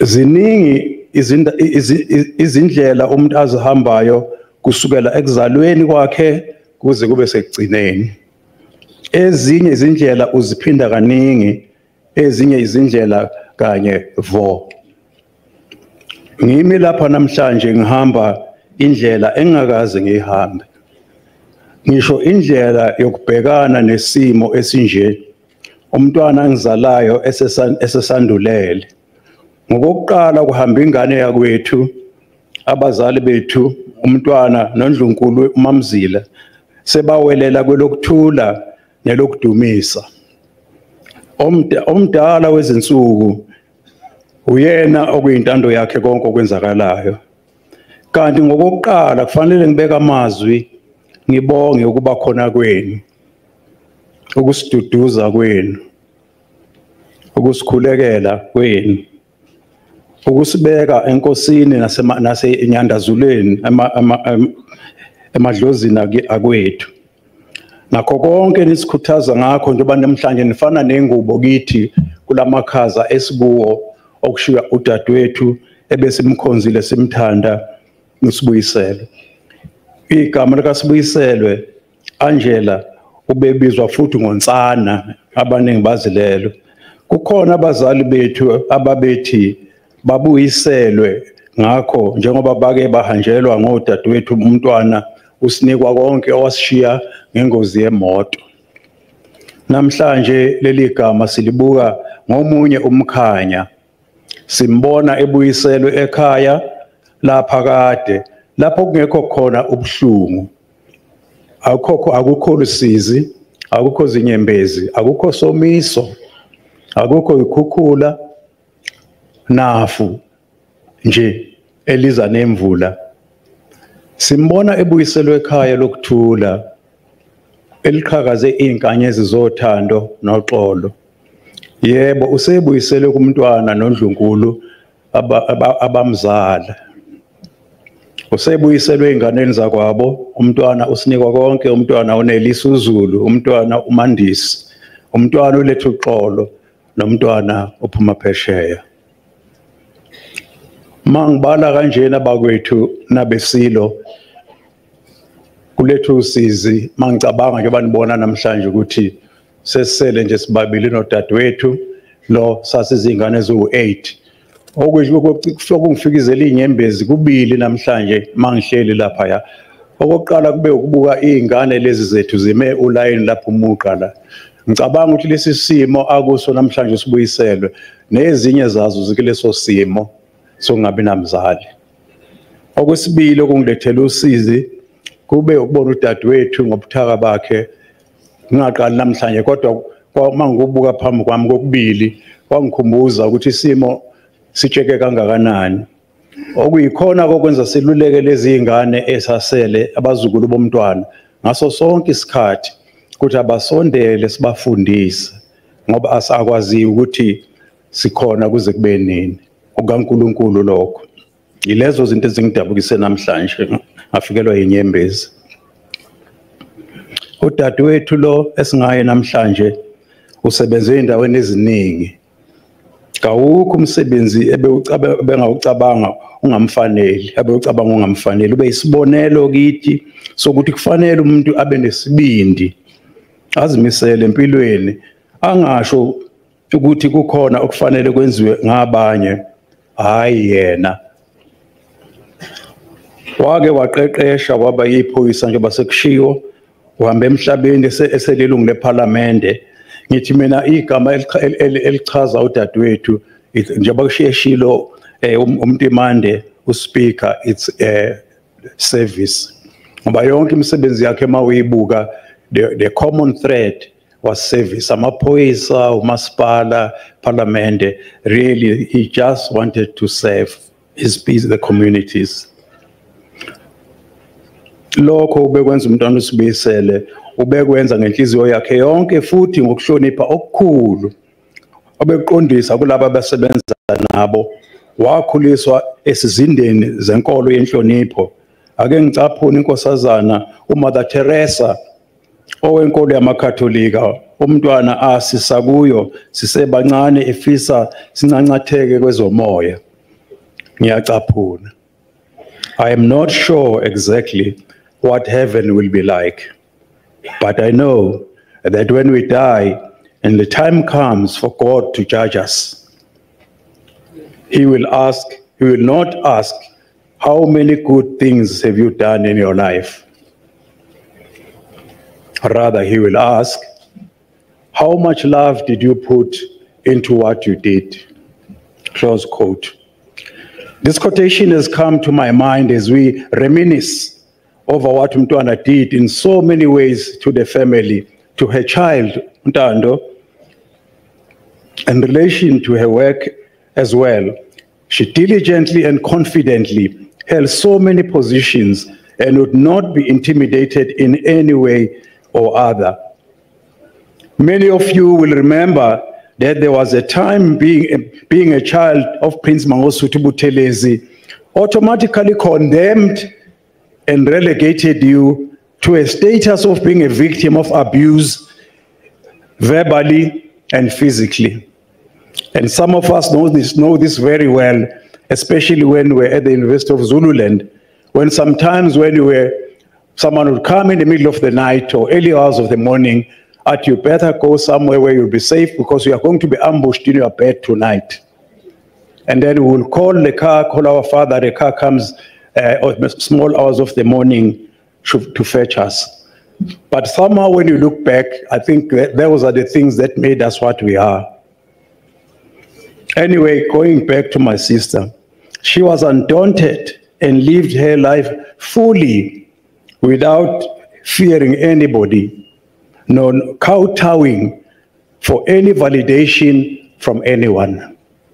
For that, she did us proud.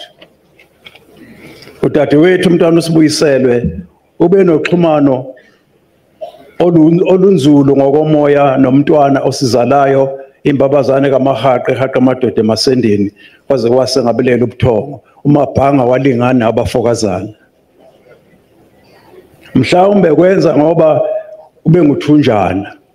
Kuningi okucoshwa ngothunjana kubazali ngoba ulaka namadlingozi okufisa ukukhulisa izingane ngokusemthethweni asuke sethothombele. Ulaka lusuke seludambile.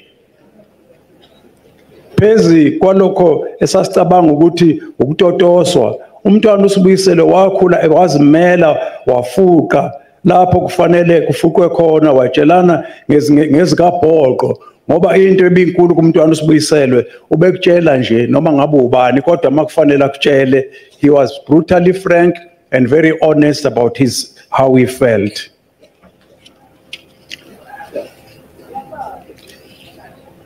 Kathambelanga ukubandlululwa ngobulili nangobuzwe, kavumanga ukwenzela ukuthokozisa abantu nalokho angakholelwa kukho.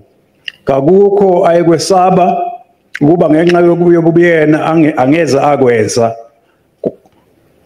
Kakukho futhi ayeqhubeka ekwenzela ukuthokozisa abantu uma ebona ukuthi akuhambelani naye. I think the one character I really loved about Sibuyiselwe, I think everyone will know that we were very, very close. I always say she was more than a sister, Sibuyiselwe. She was a friend, she was a confidant, she was a soulmate. She really was everything. I bounced off things all the time speaking to her. But maybe God in funny ways gives you the opportunity that someone you love, we are with them at the last very difficult times, because uSibuyiselwe udadewethu ushonele eCape Town waye ngomsebenzi Mtimande. And I was saying he had no business yokuya Cape Town ngendlela ayiphatheke ngayo, kodwa wandiza waye Cape Town angibani sakwazi ukumvimba mina ngase ngise Cape Town nami ngamakomiti ami. Wasefikile wafika kwamcindezela eCape Town wangibiza during the day uthi ucela ngimse kudokotela, ngamusa kudokotela kwaze kwaba sebusuku ke sabuya udokotela emxilonga singamsa ekhaya. Kwathi ngakusasa sengibuyile emsebenzini futhi eParliament ekomiti yami, ngakusasa ntambama wangifonela uSibuyiselwe wathi ayi akuvumi kahle, ngambuyisela futhi esibhedlela. Lapho ke afike alaliswa khona esibhedlela ngoba kuye kube kuhle nje ukunika isithombe nje sokuthi abantu baye bathi asizwanga ukuthi uyagula ukuthi umuntu uhambe kanjani. Yilokho wabuyela esibhedlela walaliswa ubusuku bonke lapho base bethi bayam-admitha. Ngabuya ke mina ngeze ekhaya undodakazi lo uNtando yena waye Cape Town eya kuyena. Kodwa ke nje I think in a nutshell umuntu maye summarize nje akuzange, it never really went backwards, because after being admitted kwathi ngesonto base bethi bazomse surgery because the scan scoping was not showing properly ukuthi kwenzakalani ngaphakathi. So after that sengibuyile mina on a Sunday bamngenisa lapho and uNtando was there, the daughter. Then the Sunday night it really became quite serious. You know ukuthi isimo sibucayi when the doctors say maybe family akasondele, because that's what they said. And it was the most frustrating thing. I'm in a hotel in Durban, my darling sister is in Cape Town, to akusondele family. The time is about almost midnight on Sunday. So after that, then the daughter was there and then went back home.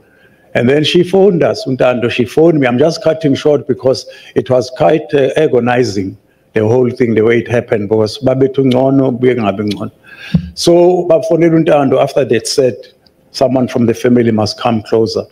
But I mean, you can imagine.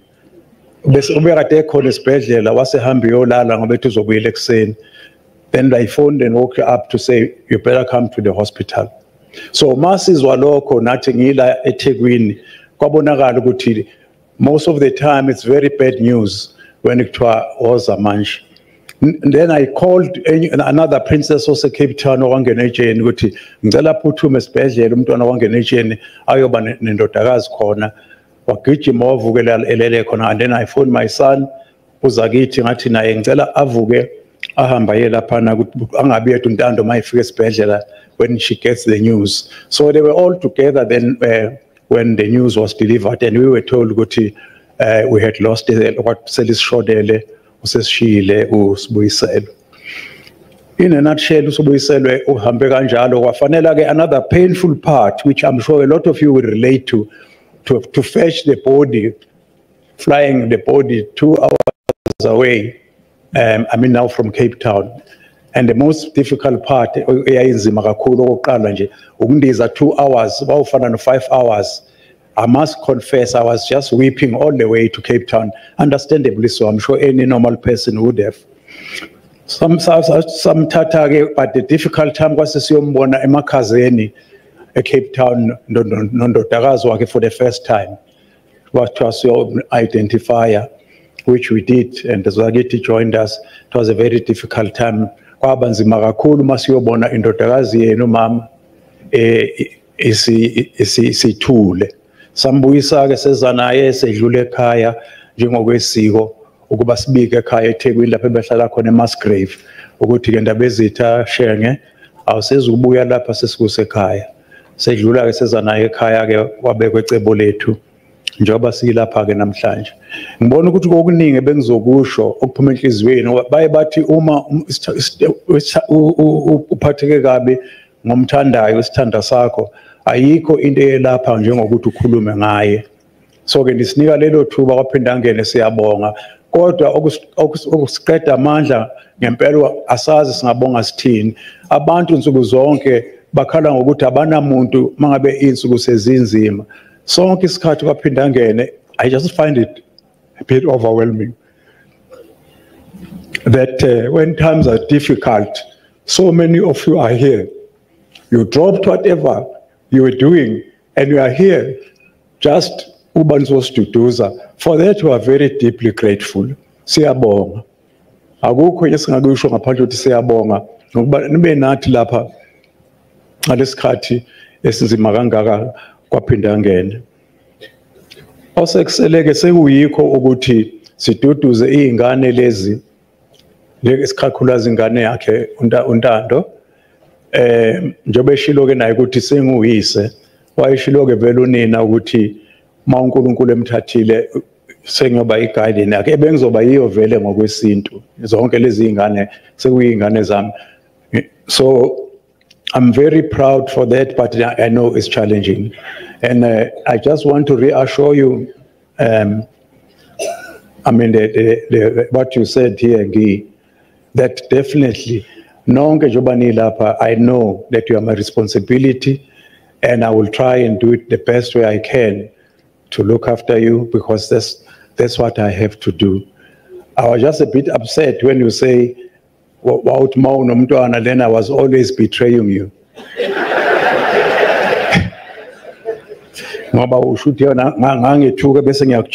It's not true. What she meant to me, I just want to say to you, Shenge, you will never know what the difference you made in my life. And I'm really, really going to miss you so much. But I'll fall back on all that you planted in my heart that will keep me going. And I know you'll always be there. And I want to tell all of us in the family, you can rest assured that these are the type of people who you can almost be sure that they become your angels. I think if we look at the beauty here, these are the things, we look at this white, I was sitting there and saying, we're really bearing our princess here. The beauty and the service, there's no way you can even sometimes wish this is your exit, which is so grand.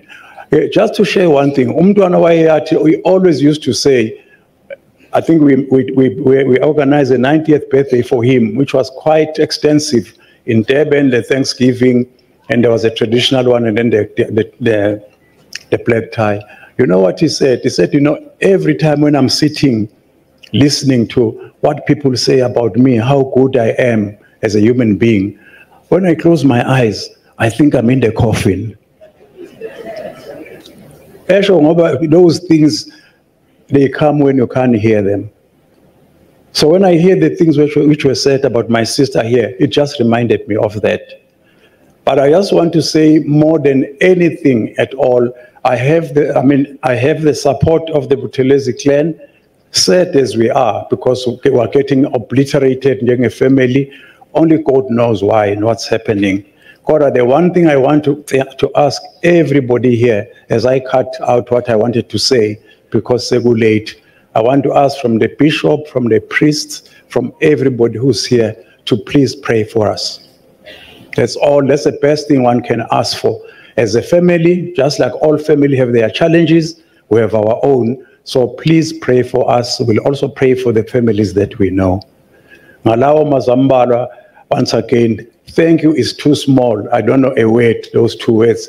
Angnawa Mazwi, even now, each time I look at this, as you can see me turning around, I just find it, I'm overwhelmed.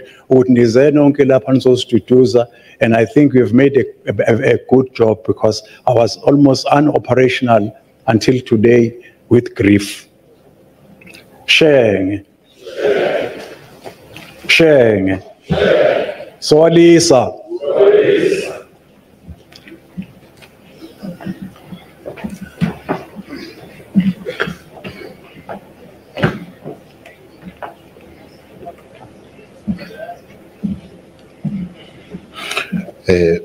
We may get seated, please. Sicela ukuhlala phansi, mayise inkosi sihleli phansi.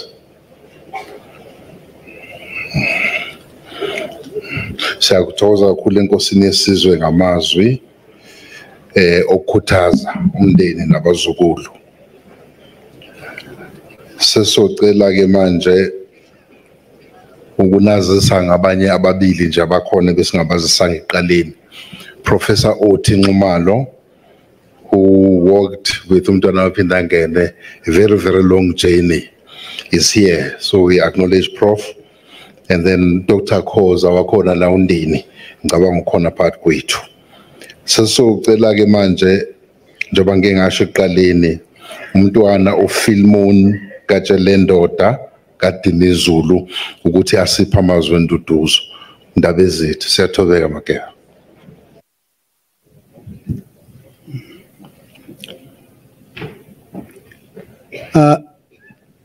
Angibonge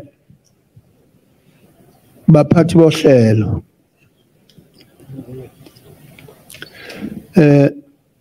Shenge mntwana uNtuthuko oyinkosi yakwa Buthelezi uzalwa umntwana wakwa Phindangene. Inkosazana umntwana uPhumzile, umntwana uTutu, ingane zomntwana, undodakazi womntwana wami lohambile, ngoba lohambile umntwana wami uzalwa ngumsa wami.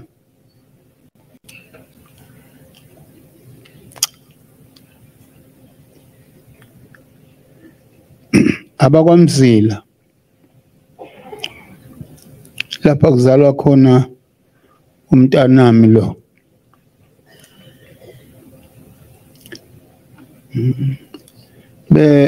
Abantwana basendlu ngizoxolisa mzwe inkosi ngizongibekezelela nje. Ngiyamcela uJehova ukuthi ubuhlungu lobo bungisuse ngigula ngoba ningibona ngehla ngenyuka nje. Ngiyagula. Ngiphuma sengize ngakhathala. Kodwa ngoba lobo buhlungu bebungeke bungisize, ngingezile ukuzobona ingane zomzala ngibe nezwi. Ngingezile ukuzobona abakwaButhelezi ngibe nezwi. Ngingezile ukuzobona amakhosi. Ngingezile ukuzobona bonke izikhulu zeqembu lakhe ngibe nezwi. Obekungabahlobo ebisimeni lapha bebevuka naye. Khulekela abantwana basendlunkulu bonke indlu kaMpande sukela kwaNodwengu lapha singabakhona. Indlunkulu ke ihloniphana kanje kuye ukuthi lo osesihlalweni samakhosi bese ke bephawula abazalwa uye. Lapha phakathi kwethu ke sinezingane zenkosi ezalwa isihlalo. Khona umntwana ozalwe ingonyama yakwaKhetho Mthanda, umntwana Lindi inkosazana. ngoba sebahamba bonke abadala kunaye sekuyena inkosazana.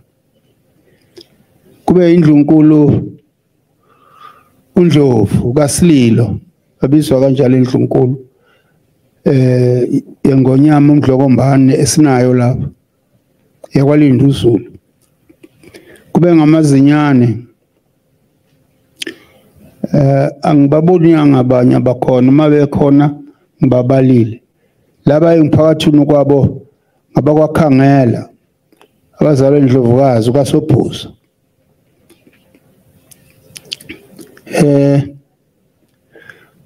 Kube ngabazukulu ngibabonile abazukulu baningi lapha kade belapha.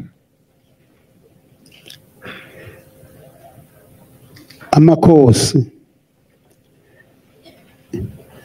okokuqala ngiqale ngoNdunankulu kaZulu Shenge. Kube uNdunankulu wesifundazwe ngizwe kuthiwa kasekho uMphemba. Nabo bonke bebe isandla somntwana ngeke ngibaqede ngizosho nje laba engibakhumbulayo nomphephethu ugwalo kade ngimbona la bonke laba abadonsileyo kakhulu laba sebeze bagugela khona.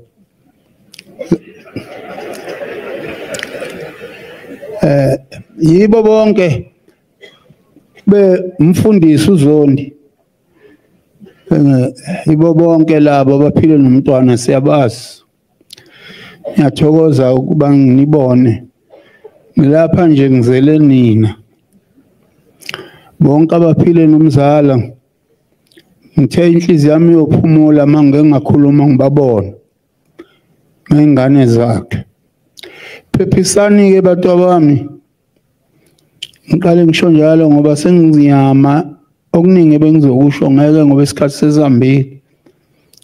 Kuye ukuthi into ezibalulekileyo kufuneka abantu bazizwe ngaleli langa bese bexhamazelela isikhathi esehlala sibashiya noma nini baze baphuthelwe izinto ngokuthi hawu sesiyahamba isikhathi. Manje sohlala sikushiye ngendlela isikhathi ngelanga bekufanele sikushiye ngalo. Ngiyanikhalela Mageba mntana Ntuthuko sizokuqinisa angifuni ngithandazile ukuthi ngingakhali manginibona ngoba manje uthwesa umthwalo omkhulu obuthwelwe nguye yena wayedaliwe akekho ongaziyo kubo bonke abala kodwa siyafisa lowo moya ukuthi uJehova ngoba wenziwa uye ukuthi uyohlala endaweni yakhe ukuthi akunike wona umoya obukuye umntwana benesibindi uqinise isizwe sabo kwaButhelezi uqinise bonke bewabevuka naye ngakhohlwa yilokho umntwana ubenesipho esikhulu esithandwa uNkulunkulu sokuthoba ngoba uJesu wazi wabhala kwe12 kwekaMateyu ngathi no kweyama23 kwekaMateyu wathi abayiphakamisa bawuthotshiswa wathi kodwa abayithobayo bawuphakanyiswa. Umntwana beyithobile kakhulu eyinkosi yesizwe sakwaButhelezi noNdunankulu kaZulu enokuzalwa okukhulu okwahlelwa eNdlunkulu kwahlelwa ingonyama uMqwalajuba kwakungumalume wakhe lo wayilamanana unini kwahlelwe ngakabikho ukuthi kufuneka umuntu ozozalwa azalwe indodakazi yenkosi khona uNdunankulu oyolandela yoba ngwalapha eNdlunkulu ekwenza lokhu uMqwalajuba enabafowabo enoyise ababezalwe inkondumphaza abafowabo benkosi uCetshwayo mhla kusungula ukuzalwa wakhe kwathiwa kufuneka uNdunankulu ozoba nje ngoba mangisa ehluphile kakhulu afika ahlikiza zonke izethenjwa kwase kubonakala ukuthi kufuneka oyazalwa lapha ekhaya ongeke uzwela lutho noma uhlukunyezwa khona ekhaya lapha angeke abaleke noma ehlukunyezwa ngibani angeke abaleke ngoba uyazalwa ebukhosini wabeke kwakhiwa ozaba undunankulu kaZulu.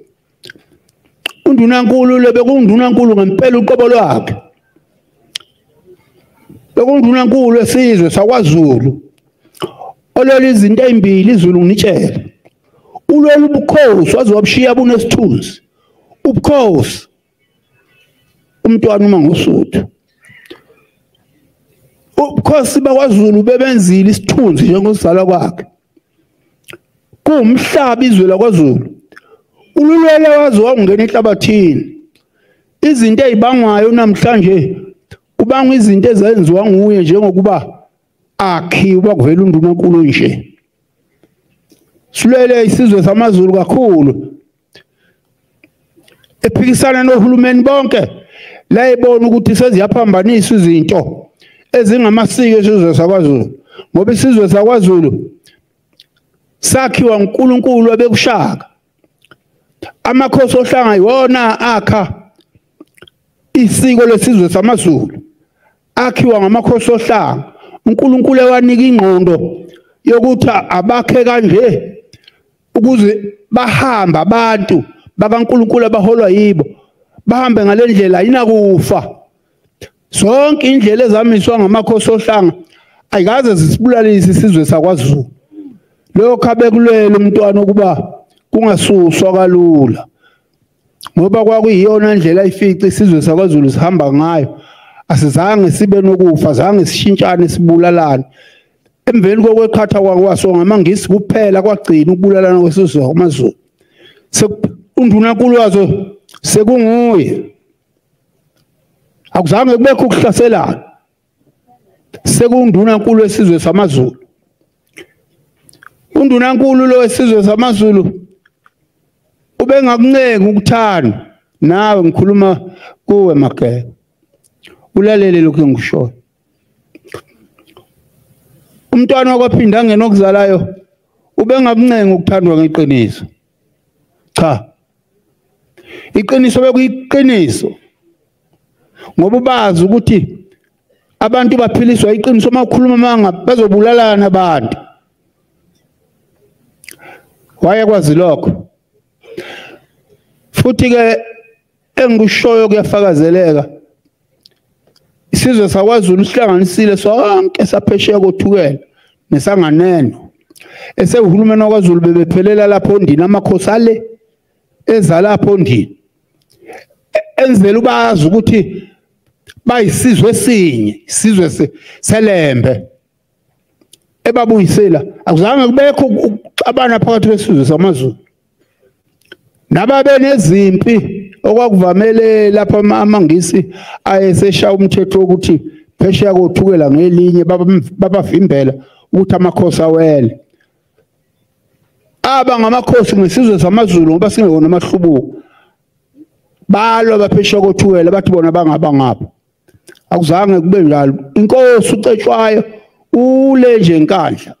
Ngakho lokho Zulu ngithi lezi zinto ezibalulekile okufanele nikhumbuze zona uma niphakathi kwaleli khaya. Nazi ukuthi leli khaya lakhiwa inkosi uMqwalajuba waletha udadewabo. Leli khaya ngelaseNdlunkulu leli lakwaphinda ngene. Kwalethwa udadewabo kaMqwalajuba azozala kwaButhelezi. Isizwe sakwaButhelezi ngasibongela ngoba silokhu sasuka koNobamba unqengelele nabanye. Kodwa ibona abaphumelela ukuze babe namhlanje basala bonke ababe nabo. Ibona abaphumelela ukuze bene namhlanje bekhona kusuka kwaNobamba. Unqengelele nomnyamana wamathole. Belokhu belandele. Umntwana ulethwa nje lapha ekhaya Masheke. Nizwe kahle njalo. Ningakhulumi ningayeswa. Nilalele nizele ukukhuluma izinto ezinye la ezivuselelayo ukuba nihlale nabo basekho abantu abadala. Futhi umzala eNdlunkulu usenabantwana babazali bakhe isikhathi esiningi. Abasekho abazali bakhe impela uqobo lwabo. Bakhona abazali abenkosi ngoba singaba kampande sonke bakhona kodwa endlini yakwabo abasekho sesibancane kakhulu thina singabafana yimi nje esengikhona njengoba benibona kuyaluza mina naye nje nina bakwaButhelezi bambeni ngenhlonipho nibambe ngokuhlakanipha emakhanda la ngoba ukuza lethu lapha umntwana isiprofeti esasho ikhehla sekukhona inkosi uMathole wathi laba bahlakaniphile kusho ikhehla edala la kwaNdwana laba bantu bahlakaniphile Solomon kufuneka ukhiphe isitholo usise khona sekukudala ngikhona lapha ekhaya behlupheka libona ukuhlakanipha kwaMathole kufuzuka kamnyama banqonywa ngokuhlakanipha kwathiwa kezile wayeyawuzala kwaNdwana lapha wayiqome khona uma kwakufuneka undunankulu ozalwa umntwana wenkosi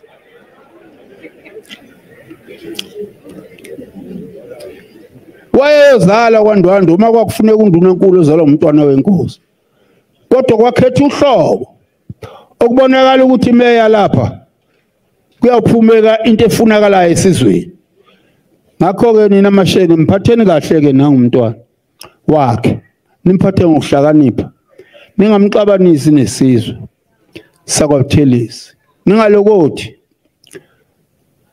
nimxabanise nesizwe sakwaButhelezi ngoba amakhosi ahlupheka hleze engcupheni azazondeke ngendaba yabantu asuka adume nomuntu ongalungile amthande lo muntu ixabanisa inkosi iziphelele isithunzi amakhosi amaningi aphelele isithunzi ngabantu abakhonzayo abuse ngentando yomuntu uyiqaphele leyo nto sheke umuntu omthanda ugcine ngokuthi uyamthanda kodwa mekutshela into ilalele nje ngoba uNkulunkulu uthumela omnye umuntu azomvusa umuntu uyilalele nje kodwa uyibhekisiseke uzosebenza uNkulunkulu uzokunika umqondo mawusebenzisa ukulunga okufanele uNkulunkulu uyayiphasa inkosi kuba seduze kwayo umntwana behletshelwa kodwa wena ohletshiwe kuye ubungahlala ungazi ukuthi ngihletshiwe bangifakazela abahlale naye ubungahlala ungazi kumntwana akuzonde nje ngenhliziyo ubone ukuthi uyakuzonda ubekukhombisa ukuthi uhletshiwe kodwa akazi ukukutshela ngoba uzobexabanisa abantu nothi lithi niyeza kuye ngizoxhawula isandla esakha seqe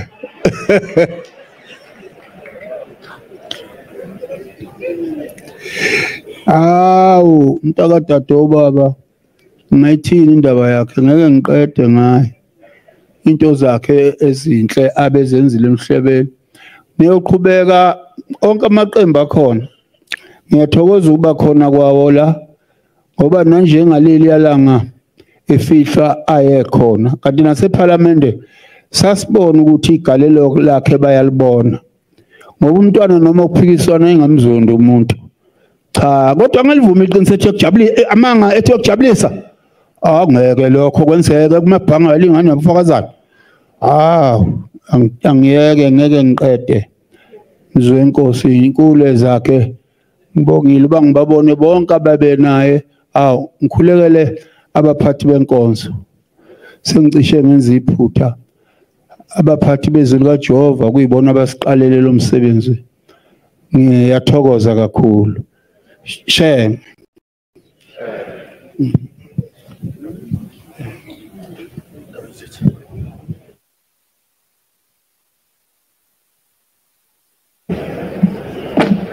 Viva Shenge, viva! Viva Shenge, viva!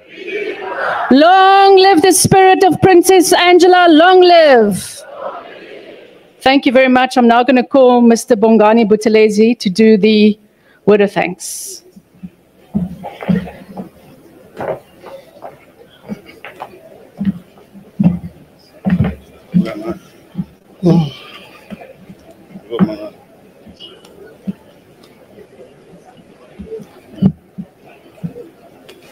Mashenge, Shenge, Sokalisa, Nkosi yesizwe sakwaButhelezi, uNdlunkulu kaMahale, umafungaso wakithi, umntwana uPhumzile, Shenga Sokalisa, ngikhuleka koNdlunkulu, omama laba phambi kwethu, nomkethu, ngikhuleka kubazulu bomntwana,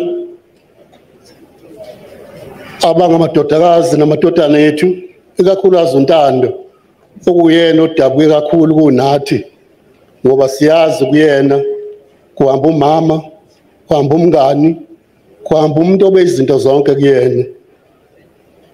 Nikhuleke eNdlunkulu, koNdlunkulu bonke besila balapha phambi kwethu.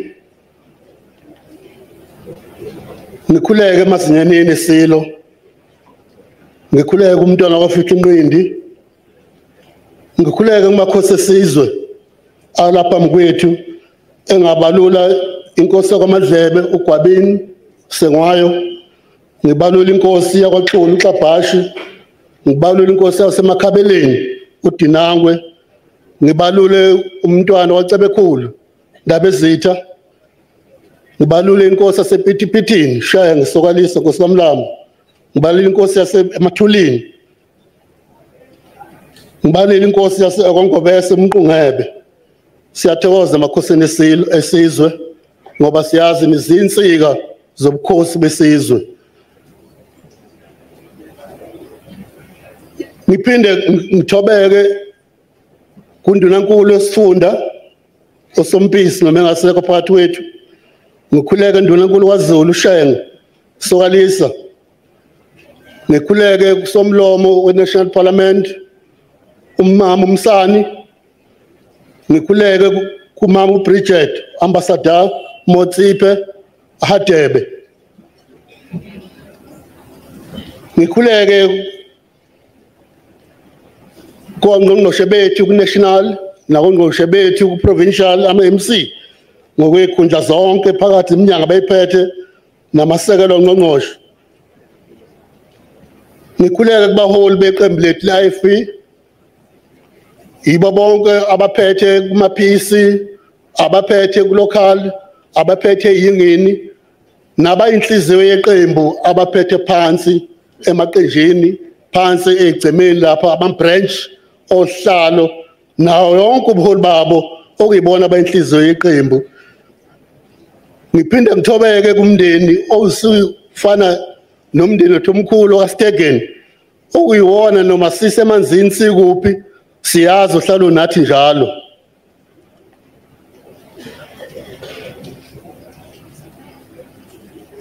Ngiyathobeka kubo bonke izihlobo zethu laba futhi nodadewethu nabanumzane bonke bakwaButhelezi esinabo la amashengo onke ngobubanzi. Ngiyathobeka boMvulane. Ngithobeke kuyihambeli zethu zonke abeyisokela into eyodwa nje ukuzosithoba amanxeba somndeni wakwaButhelezi. Asikuthathi kancane ukuthi nidele konke beningakwenza nazo siduduza, ikakhulukazi zoduduza ingane kadadewethu njengoba sengishilo. Iyona edabuke kakhulu nathi sonke, nomama okuyibona abazwela kakhulu ngomhelo ukuthi ingane yenkosi le yaphuma esiswini kubona. Njengoba kade sichaza ke sonke ukuthi umndeni wakwaButhelezi, njengoba sazi ukuthi umntwana wakaphinda ngene uyena wezobathe nisibone nonke ningakani zosikhalisa. Kuqala ngicale nacabanga yena ukuthi benizokhalisa yena, silandele ngemuva thina. Ngike ngasho ke izolo ngikhuluma lapha ethendeni ukuthi siqala manje ukubona ukuthi umntwana wasenzela abantu abasithanda kangakanani empilweni yethu. Ngoba nibona nje kukhona amaqembu ahlukene, khona i-ANC la, khona i-EFF, kukhona abaholi abahlukene emkhakheni yonke, osomabhizinisi, odokotela kade bebalwa la, bonke beze ngaphansi kwegama elilodwa lomntwana waphinda ngene. Kwathina siqala manje ukubona ukuthi umntwana lomsebenzi awenza ongaka usho ukuthini kuthina sihamba kwaButhelezi. Njengoba kuthiwa nje angizobokela amashenge la, kodwa ngiyafuna ukusho ukuthi oba ngithi siqala manje ukubona kwakusukela ekhaya kwaphinda ngenela isikhathi esiningi ingane zomntwana ukuhlanganisa nathi ingane zabafowabo nemizi yakhe ngoba umntwana ebeyinhloko nje inkosi yakwaButhelezi kunemizi igodlo obekungezakho uqobo sasele dongane umntwana engekho ngenxa yokugcwala komsebenzi ebekuwenza wesizwe ingane zakhe la ekhaya bezingenayo ubaba isizwe sakwaButhelezi singenayo inkosi bekuba khona kwesinye isikhathi bese kuzwele kuze kucace ukuthi kufanele siye ngentukuthelo kuyena umntwana siyokhononda ngikhumbula ngelinye ilanga nje lawo baba baya ngqo la kwaphinda ngene okubika igedi lokukhuluma naye umntwana bekufanele bekhona ozodlula khona bungaqondi ngqo kwaba khona la kufanele khona siyokhala singumndeni wakwaButhelezi siyobuza ukuthi koba mama kuze benini ebukhosini wakwaButhelezi ngebhadi kwafanele sikusho lokho kulibamba elalibambile esathi manje oqala baba ukusho lokho la yaluza lagcwala indlu ngoba kubonakala phethe sizokhipha umbele emlonyeni kodwa ayingekho into okufanele sisho kwakufanele sisho njalo ukukhombisa ulaka lwethu kodwa sesiyabona namhlanje ukuthi ngaphekwa lokho umntwana esasithi njengomndeni simntulile ngaba ligcwele lelithende kumntwana kenzanga lokho ngoba usidalele umndeni wethu esibili oyi-IFP ngiyakhumbula nathi sisemsebenzini njengoba sazi ukuthi kuneyishabasheki esihamba phekwazi la emhlabathini ngenxa yokuthi nje zazi i-IFP ukuba i-IFP ngikhumbula kahle kukhona insizwa nje esahlala eThekwini eyayithi mase igqoke iskipa se-IFP izikutshenta mfana wami uma unovalentine njengesele usigqoke lesikipa sigqoka mina kuphela kakhulu asithina sahlala elokishini siphinde futhi sibe ngababuthelezi ubuhlungu esasibuzwa angazi ngabufanisa nani njengoba bathi inkosi isho nje la ukuthi nabo bese ezikoleni ematheshiyali ubuhlungu abababuzwa angazi ngabufanisa nani ngoba kwakungaphezulu